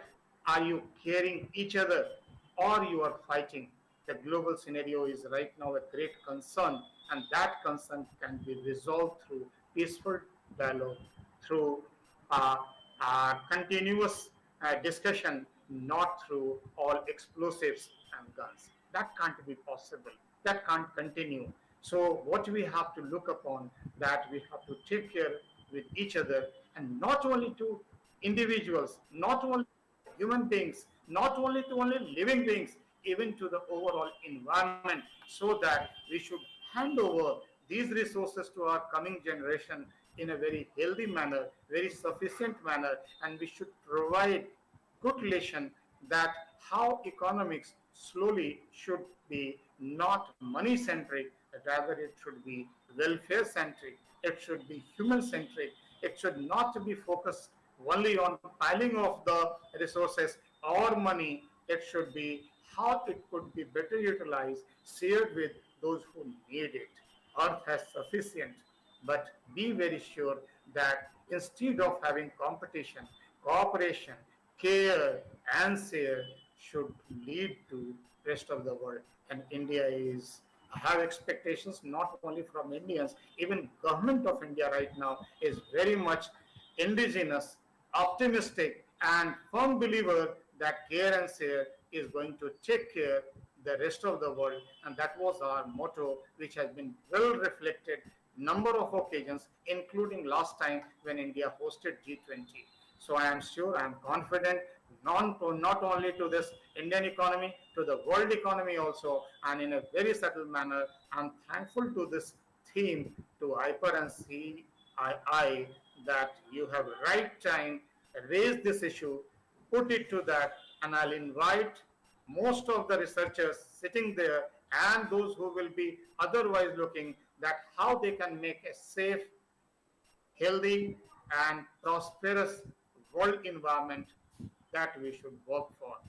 Best not only to product, even to process, even to caring and sharing, resource allocation and resource participation. That is really required. So with this, I'm again greetings and thanking to this international conference, and I'm happy from my core of heart that I got invitation to participate. I'm thankful to one and all sitting on dais and off dais. Thank you. Thanks a lot. Thank you so much, sir. Indeed, we miss your physical presence over here, sir, but your online presence is nothing short of a blessing as well. Dear everyone, it's an absolute pleasure to welcome our distinguished guest of honor, Ms. Amrita Gupta, Director and State Head of Confederation of Indian Industry, CII, Madhya Pradesh. Ms. Amrita Gupta is a remarkable leader whose career spans over 2 decades, marked by extensive experience and notable achievements across various sectors, which includes industry association, corporate sectors, and international trade and investment. She currently serves as the Director of International Trade and Investments, Education, Social Development, and the Indian Women Network at the Confederation of Indian Industry, where she has been making impactful contribution since July 2024. Ms. Amrita's professional journey is a testament to her dedication and expertise. She has been professionally trained and sponsored by the US Department of State and Fortune 500 companies for the Women Leaders Global Mentoring Program in May 2022, highlighting her commitment to leadership excellence. Her impressive portfolio includes licensing for projects with educational institutes, government bodies, international agencies, the corporate sector, and NGOs. Ms. Gupta has also demonstrated her prowess in creating industry-academia linkage, developing social projects, and formulating effective brand, marketing, and advertising strategies. Her work has left a significant mark on various sectors, including international trade and investment, education, CSR, women empowerment, manufacturing, skill development, media, and PR. Ms. Amrita's past role includes senior position at MCX Stock Exchange, Maharashtra Chamber of Housing Industry, and MET Leagues of Colleges, where she excelled in communication, brand, and market communications. Her involvement in major international programs such as Vibrant Gujarat, Partnership Summit 2019, Indo-Dutch Forum, and Global Investor Summit further showcase her exceptional organizational skills. Her academia credentials are equally impressive, with an executive MBA from Wellinkers Institute of Management, a master's in commerce from Mumbai University, and specialized training in leadership excellence and event management. Ms. Amrita's profound impact and exemplary leadership in her field are truly inspiring. We are incredibly fortunate to have her here with us today as she shares her insights and experience with all of us. Please, ma'am.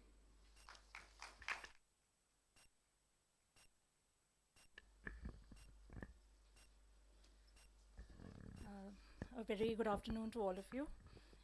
Thank you for that incredible introduction. I don't think my speech is going to be that long, but a very warm welcome to all of you, and a very good afternoon, dignitaries on the dais, the audience here, as well as the online guests who have joined us. Dr. Ferguson, I'm not sure I can say good afternoon, but a very early good morning to you over there. And thank you for the wonderful insights that we have listened from all the dignitaries so far. What we have heard is a lot of diversity in the views of all the experts right now. And I think since, we are talking of international trade, we are talking of the world growth, and India is a stimulus. And this entire conference is being curated by an institution and the Industry Association. I would like to also talk upon the importance of education. I really believe that education is the foundation of all aspects of life, be it nation building, be it industry growth, and directly or indirectly, it also plays a very important role in making India a very strong presence in the global map. As we all have been witnessing recently, the world has recognized India for its capabilities, not only in the trade, but also in terms of the leadership that we see across the world now. Many Indians are leading a lot of important positions across organizations, across government, And I strongly believe that education is one very important aspect that needs to be cultivated for more capacity growth and building. Having said that, I would like to thank IPER for this opportunity, for inviting us here. It is an honor and privilege for me to be invited here, as well as for CII to be associated with this program. And I would like to thank IPER for this opportunity. Thank you. To take it a little ahead in terms of education, I would like to briefly touch upon some initiatives that CII has been engaging with. Industry academia is a very, very strong focus area, and there's a lot of activities and initiatives we have undertaken in this role. Faculty development, student development, and building institutions of excellence is one of the core, some of the core focus areas that we work with. And all these initiatives are centered around working with not only academia, not only students and faculty, but also a lot of industry engagement, since we are an industry association, and that is where the strength lies. So all our activities are with the focus of having industry academia engagements and connect. Many of our activities, have been with the focus of faculty development and student development. Of late, we have also been focusing on initiatives that will contribute to long-term growth and sustainability of institutions. So we are working with a lot of MOUs and partners and trying to facilitate that industry academia connect in a long-term way, so that we also get to see outcome from all the initiatives that we have planned. So that is broadly what CII does and under education. And with IPER, we have had a long standing relationship of organizing a lot of programs, of offering industry support and mentorship. And we also get that reverse support from IPER, where we get very talented faculty and students who engage with us on many of our forums. Later on in this, the inaugural session, we also will be talking about, and we also will be entering into a deeper partnership with IPER, where we look at strengthening the existing collaboration. And we also look at working in a much more deeper engagement with faculty and students over here. So once again, thank you, IPER, for this opportunity. And we really look forward to the rest of the proceedings and listening to more interesting insights from everyone. Thank you.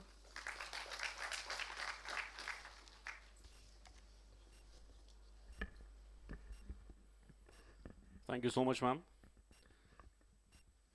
Ladies and gentlemen, it is my absolute privilege to introduce our chief guest, Professor Shingo Ashizawa, Vice President and esteemed professor at the School of International Communications, Kansai University of International Studies, Japan.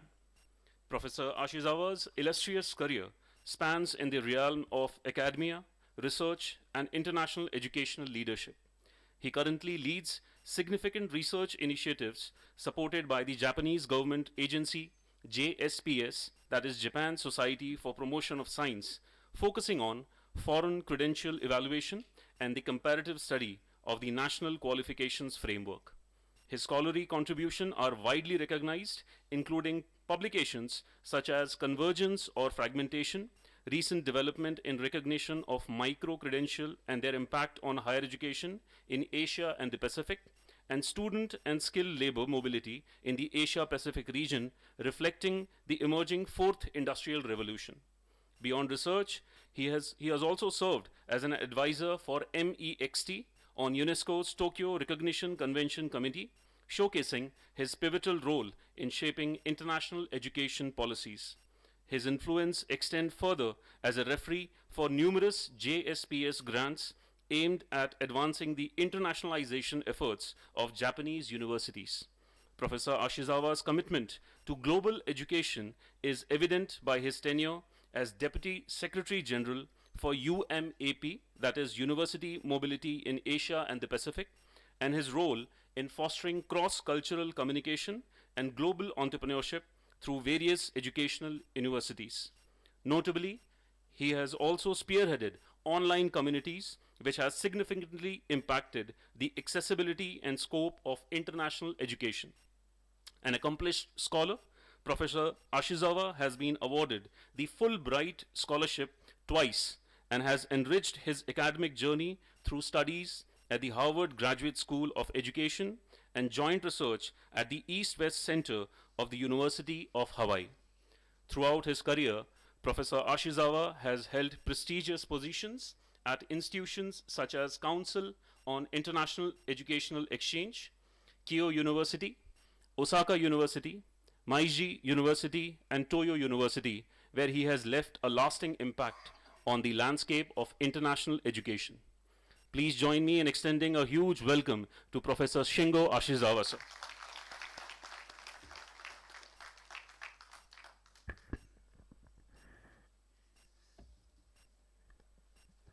Thank you for kind introduction.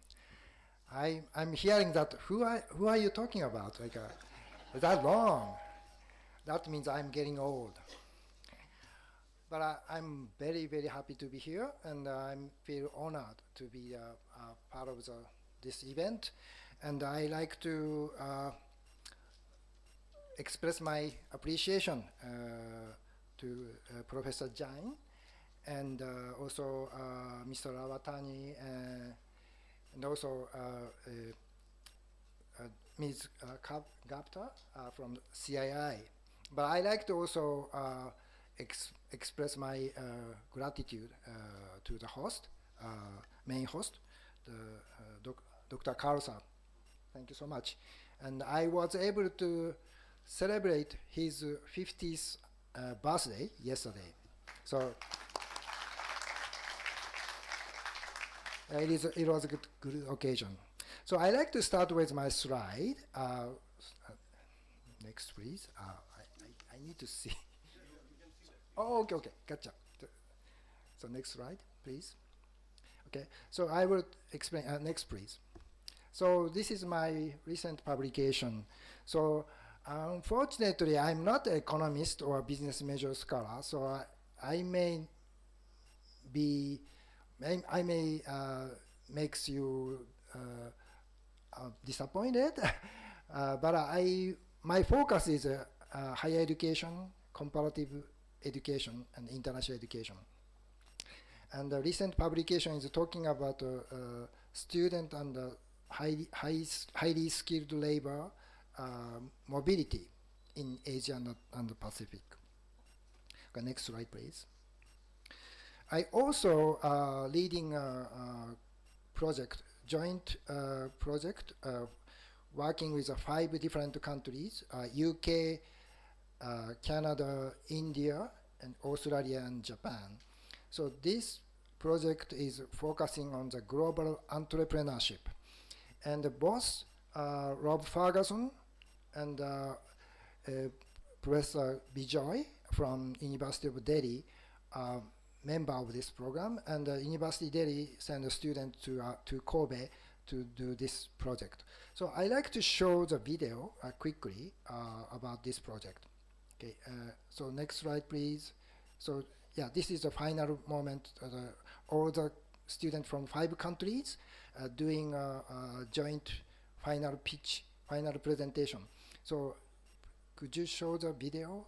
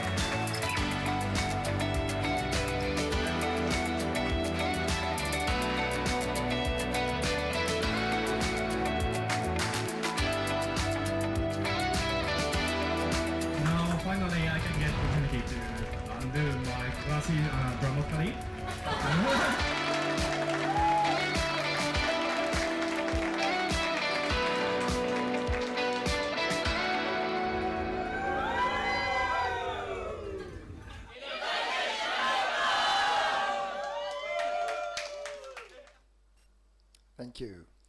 So this was a very highlight of this project, and we do every year. So we already finished second batch of the global conference for the students entrepreneurship.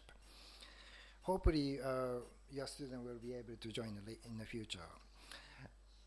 Okay, so now I will talk about today's topic, which is more talking about the global mobility. Next slide, please. So, Ezra Vogel of Harvard wrote Japan as number one, 1979. And in 1993, William Overholt wrote Rise of Japan. But now so many people, so many books describing about India as a rising star. So we will definitely look at India as a growing economy. But it's going to be second, but I think we need to look at more precise detail how this economy works. And again, I'm not an economist. I'm looking at the more education side. So next slide, please. So India is known for like both outbound, inbound, strong mobility, but world mobility is growing. Last 25 years, number of the migration is going to be almost double. Next slide, please. Now, 1 out of every 30 people are immigrants or international migrants. Next slide, please. So India is contributing migration, and if you're looking at the international remittance, last 2 decades, India receiving a largest amount of money from outside of India, mostly people who reside, Indian people who reside outside of India, sending money back to their home countries. And this is amazing. Whole 20 years, the most money come from, biggest money come from outside of India as a international remittance. Next slide, please. And if you look at more country to country, so the majority, largest number is from Mexico to US, but thank you for so third is India to UAE, and then fifth is from India to USA, and then from India to which country is that? South America, South Africa. So, and also you receive a great number of the people from Bangladesh to India, right? So India become a center of mobility now. So people who has credential or who has skilled move to other country or come back to other country, come back from other country. So this is a very important phenomena. Used to be we call it brain drain, but brain is now circulated.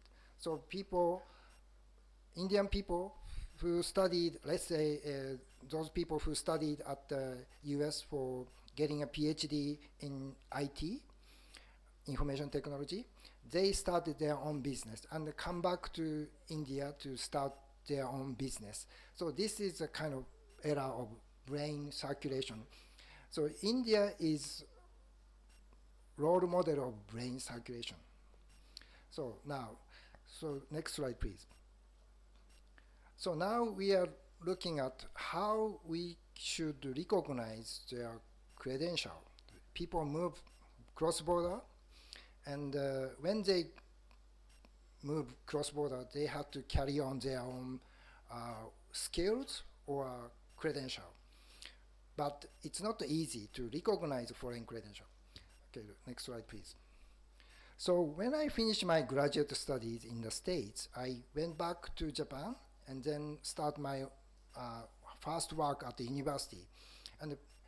And office people asked me to reads a foreign credential, they think only because I study in the United States, I can read a foreign credential easily, but it's not. The first document I had to read was Indian document issued by Indian institution, but I have no idea what they are talking about. So I contacted the embassy people. I contacted scholar, visiting scholar from India. So it takes so much time to identify and also verify. Verification process is very, very difficult for me. It was not the internet era yet, so it's very, very, not so many information available. Okay, next slide, please. Next slide, please. So this one is very significant. So many forged documents exist. So this picture was probably taken in South America, South Asia. I don't know if it's India or Pakistan, but so you can walk in this kind of on the street place and then buy your own credit, buy your own or certificate or diploma, just paying little bit of money. So this was existed in Asia, China, or unfortunately in some of the places in India. So next slide, please. Nowadays, not so many like on the street shopping like this, like that.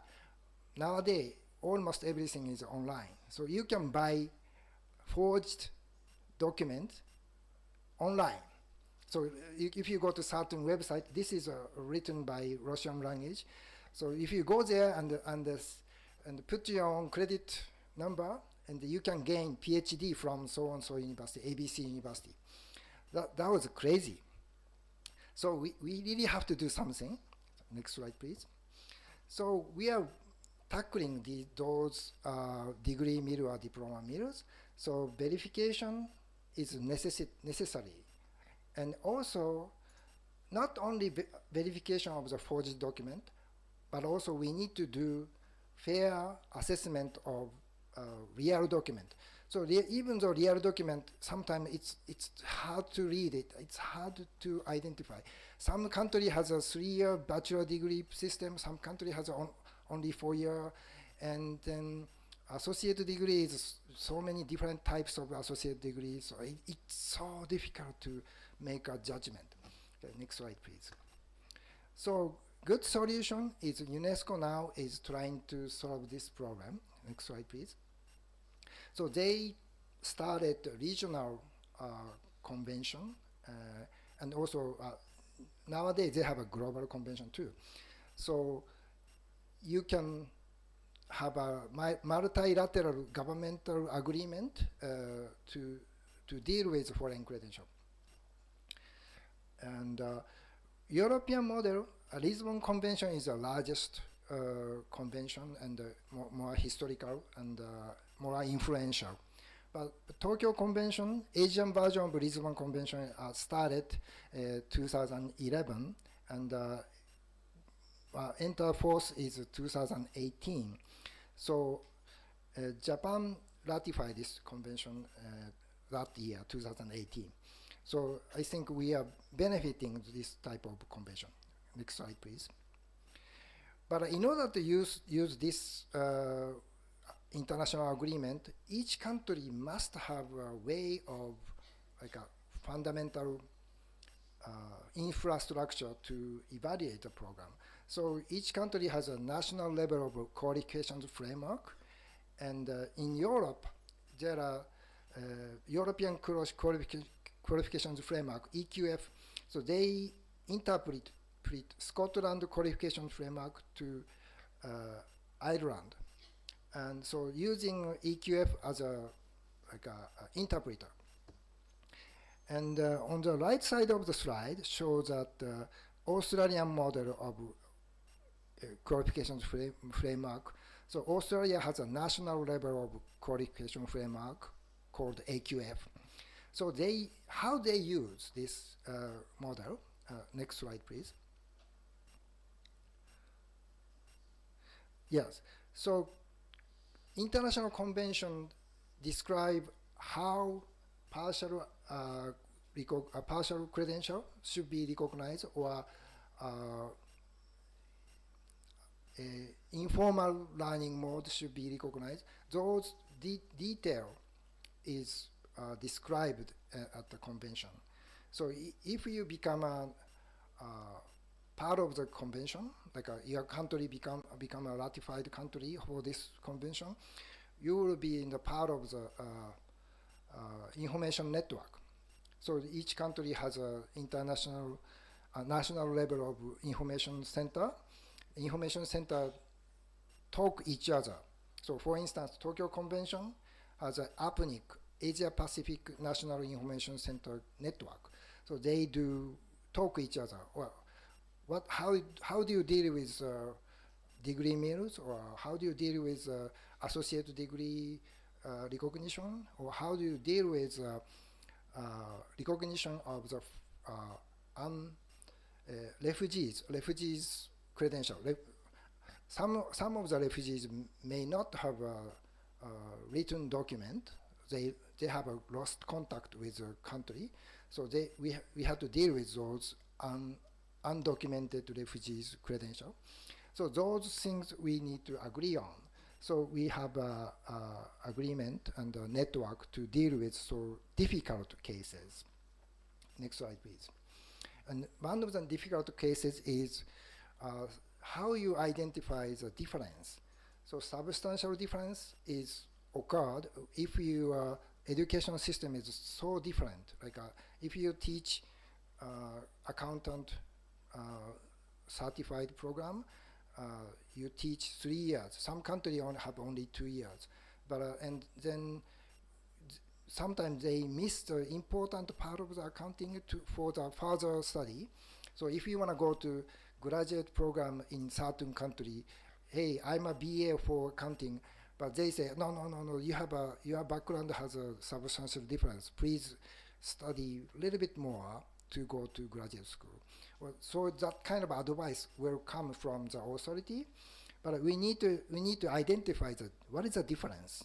So this international convention tells you authority must identify the substantial difference. If you are not allowed to pursue the person to continue the further study, if you identify substantial difference, you can say no, you have to study a little bit more. But if you cannot identify the substantial difference, authority must let the person to continue the study for further educational opportunity. So this is an agreement based on the UNESCO Convention. Next slide, please. Australia and Canada is very, very advanced to make a recognition for this. And do I still have time? Okay.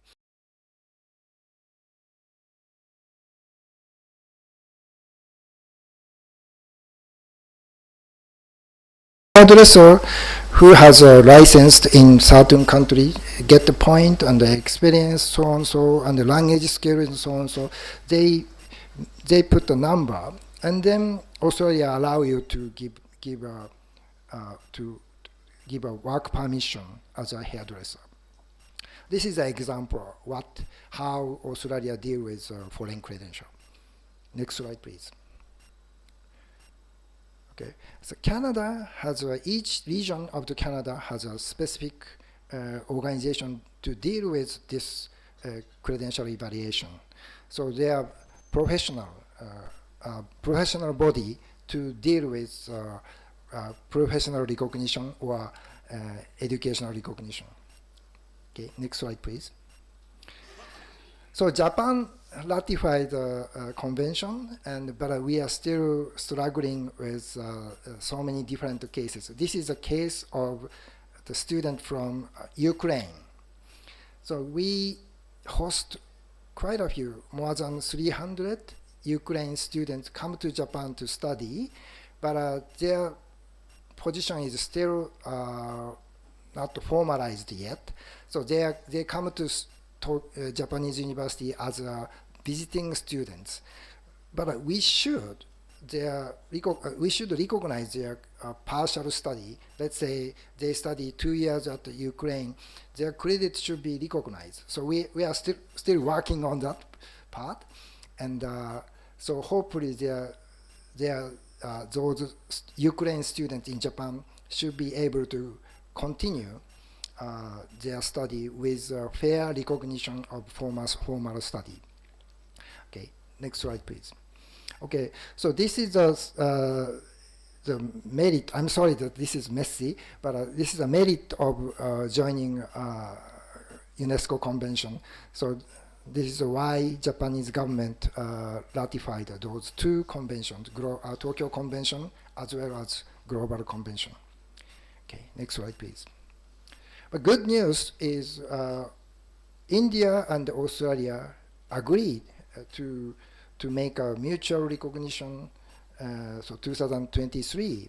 So they have a bilateral agreement. The best way to make your young students to have a good recognition when they go to Australia, and or Australian education entity may be able to expose more in India. So this is it's good move, but hopefully Indian government ratified UNESCO Convention in the near future. Okay, so I think I talked too much. So I wanted to talk about the micro-credential, but if you are interested in micro-credential, please visit my publication. It's online, so you can Google my name and the micro-credential something. Also, you can read about recent development of micro-credential in Asia and the Pacific. Okay, I will stop now, but if you have any question, please let me know. Thank you.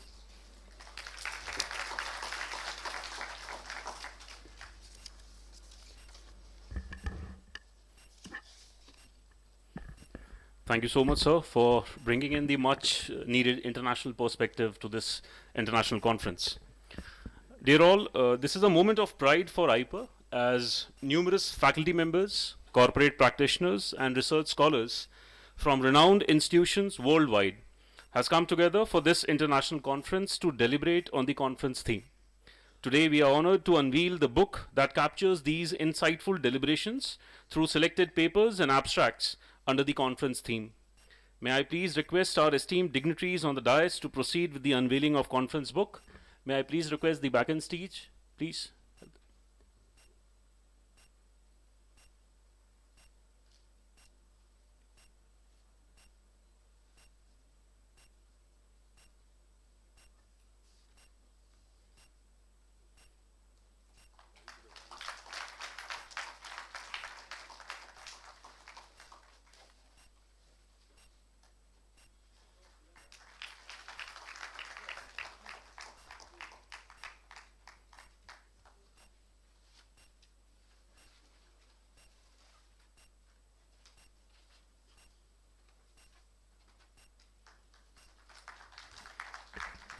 Dear all, this book is a testament of your hard work. Please give a huge round of applause, everyone.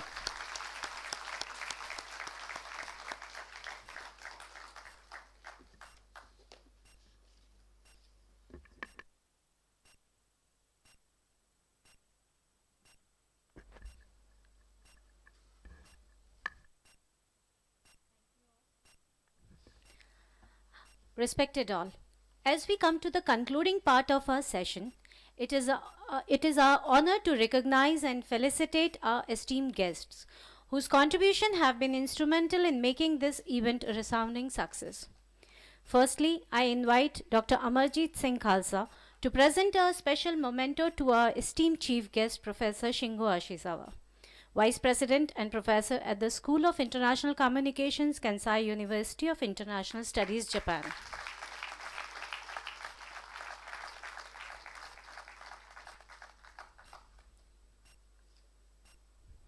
Thank you, sir. Next, we extend our gratitude to our keynote speaker, Dr. Rob Ferguson, Associate Dean of the Faculty of Management at Vancouver Island University, Canada. Although joining us online, Dr. Ferguson's expertise and thought-provoking address have left an indelible mark on our discussions today. I request all present here to give a huge round of applause as a token of gratitude to Mr. Rob Ferguson. Thank you, sir. May I now request Mr. Naren Rautani to present a memento to our esteemed Chief Patron, Professor Suresh Kumar Jain, Honorable Vice Chancellor of Barkatullah University, Bhopal. Professor Jain's unwavering support and vision have been an integral to the success of this conference. Thank you, sir. Moving forward, I invite Dr. Mahesh Soni to present a memento to our esteemed guest of honor, Ms. Amrita Gupta, Director and State Head of Confederation of Indian Industry, CII, Madhya Pradesh.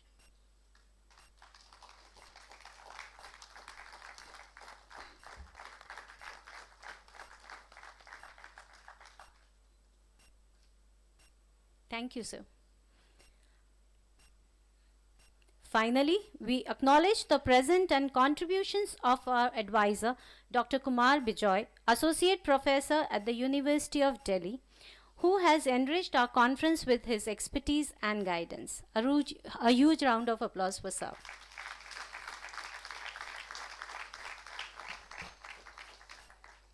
Thank you, sir. We have a significant moment to witness today, as IPER and Confederation of Indian Industry Madhya Pradesh exchange a memorandum of association. This MOU represents a collaboration aimed at fostering joint research, consulting and training programs. This partnership underscores our commitment to enhancing academic and industry relations, providing robust platform for research and developing innovative training programs that benefit both students and professionals alike. I would now like to invite Dr. Amarjit Singh Khalsa, Group Director, IPER Group of Institutions, and Ms. Amrita Gupta, Director and State Head of CII Madhya Pradesh, to exchange the MOU. This partnership will pave the way for groundbreaking research initiatives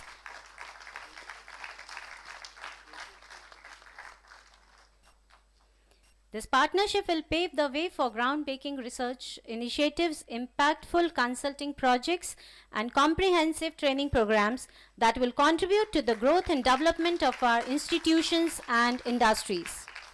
Ladies and gentlemen, let us celebrate this significant milestone with again a round of applause. We are excited about the opportunities that this collaboration will bring and look forward to the remarkable achievement we will accomplish together.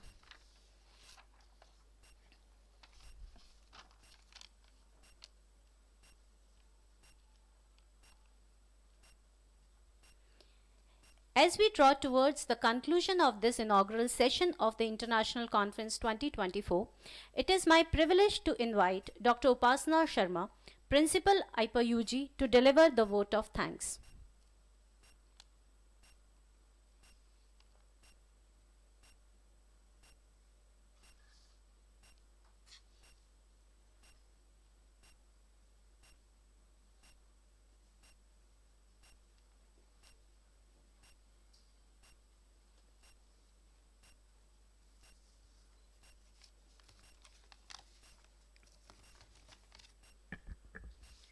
On behalf of the institution, it is my honor and privilege to propose the vote of thanks and take this moment to thank everyone who made today's event possible. After successfully organizing 6 national level conferences in the past, IPER's journey towards organizing its first international conference in association with the Confederation of Indian Industry on the theme World Economic Growth, India as a Growth Stimulus, was a passionate endeavor. The Honorable President of India, Draupadi Murmuji, while addressing the Parliament's joint session on 27 June 2024, emphasized that the pledge to reform, perform, and transform has made India the 5th largest economy in the world. It was so heartwarming to hear this because it resonated with the theme of IPER's national conference. And we are fortunate to be deliberating on it. We extend our sincere thanks to Dr. Suresh Kumar Jain, Honorable Vice Chancellor of Barkatullah University, Bhopal, for gracing us with his presence and sharing valuable insights. Words cannot fully express our gratitude. We are honored, sir. Earnest thanks to our chief guest for the inaugural session, Professor Shingo Ashizawa, Vice President, School of International Communications, Kensai University of International Studies, Japan, for your gracious presence and enlightening address. Your guidance will inspire all the academicians and research scholars present here today. Sincere gratitude to our keynote speaker, Dr. Rob Ferguson, Associate Dean, Faculty of Management, Vancouver Island University, Canada, for your thought-provoking keynote address. We are thankful to you, sir, for sharing your valuable thoughts with us. Later today, we are also looking forward to an inspiring keynote address by Mr. Rob Komranpour, Leadership Coach, Toronto, Canada. We sincerely thank our guest of honor, Ms. Amrita Gupta, Director and State Head, CII Madhya Pradesh, for her gracious presence, valuable insight, and support. Heartfelt thanks to our advisor, Dr. Kumar Bijoy, Associate Professor, University of Delhi, for your guidance and insightful address, which has given us a new perspective on India's contribution to world economic growth. We are extremely grateful and humbled. It gives us immense pleasure to express a deep sense of gratitude to the directors, principals, and heads of various institutions, both in India and abroad, who have supported IPER's endeavors and encouraged their faculties to participate in this international conference. We are extremely grateful to the research paper presenters, attendees, industry experts, and research scholars. Your dedication to excelling in your craft is evident through your participation and presence. A big thank you to all of you.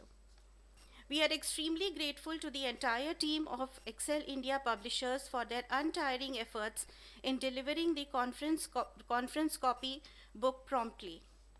We express our heartfelt gratitude to our visionary board of directors, Honorable Shri K.J. Ravtani, Chairman, Chaitanya Shiksha Samiti, the parent body of IPER, Shri R.K. Sadhwani, Secretary, Chaitanya Shiksha Samiti, and Shri Narendra Ravtani, Treasurer, Chaitanya Shiksha Samiti, for their patronage, unwavering support, continuous motivation, and generosity in providing this platform to the academicians, research scholars, and corporate professionals, and supporting this international conference. We are truly grateful to all the honorable members of the advisory committee of this international conference for their valuable inputs, motivation, and timely guidance. Your contributions have been truly indispensable. This conference is the outcome of the foresightedness and vision of our group director, Dr. Amarjit Singh Khalsa. Sir is the powerful force behind designing the roadmap of this international conference. We are grateful to you, sir. We are truly grateful to Dr. Mahesh Soni, Strategic Group Member, Chairman, Corporate Communications, and Mentor, IPER UG Program, for his immense support and guidance towards shaping this conference. We express our gratitude to Dr. Harsh Sharma, Strategic Group Member, IPER, Chairman Placements, and Head Research Center, for standing by the conference committee and extending his valuable suggestions and moral support. We are immensely grateful to the convener, co-convener, and members of this international conference committee who were instrumental in bringing all of us together today to witness the academic discussions and deliberations. Special thanks to the creative team of IT experts for the meticulous planning and coordination. We are truly grateful to all the faculty members and staff members for their much needed support. How can we forget to thank our wonderful students of UG and PG for working with faculty mentors to put this event together. Keep up with the good work. As we conclude this momentous inaugural session, we look forward to the paper presentations in the upcoming technical sessions, which will further enhance our collective understanding of global economic growth. Thank you once again, and best wishes to all.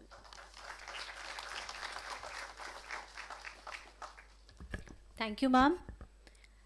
As we conclude this enriching international conference, we kindly request everyone to rise for the national anthem.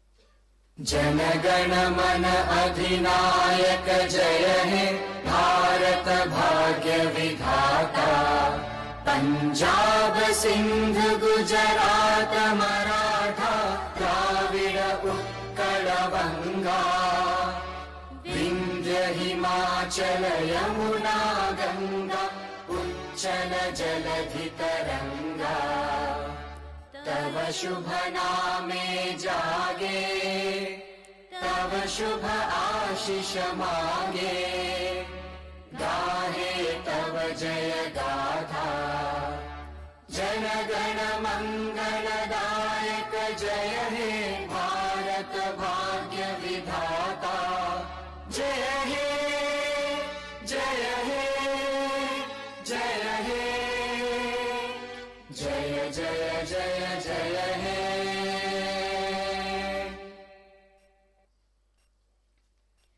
Thank you all. I request everyone here to please kindly come forward, all the guests, for a group photograph.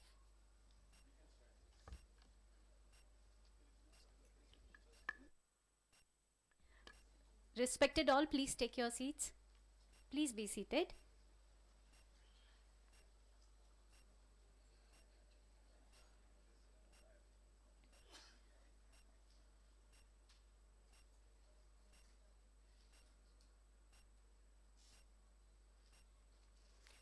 Thank you. I request everyone present here to proceed to ground floor seminar hall for the lunch break. And I request all the presenters to proceed after the lunch break to their respective venues for the paper presentations. The details of the venue have been displayed and shared. Thank you.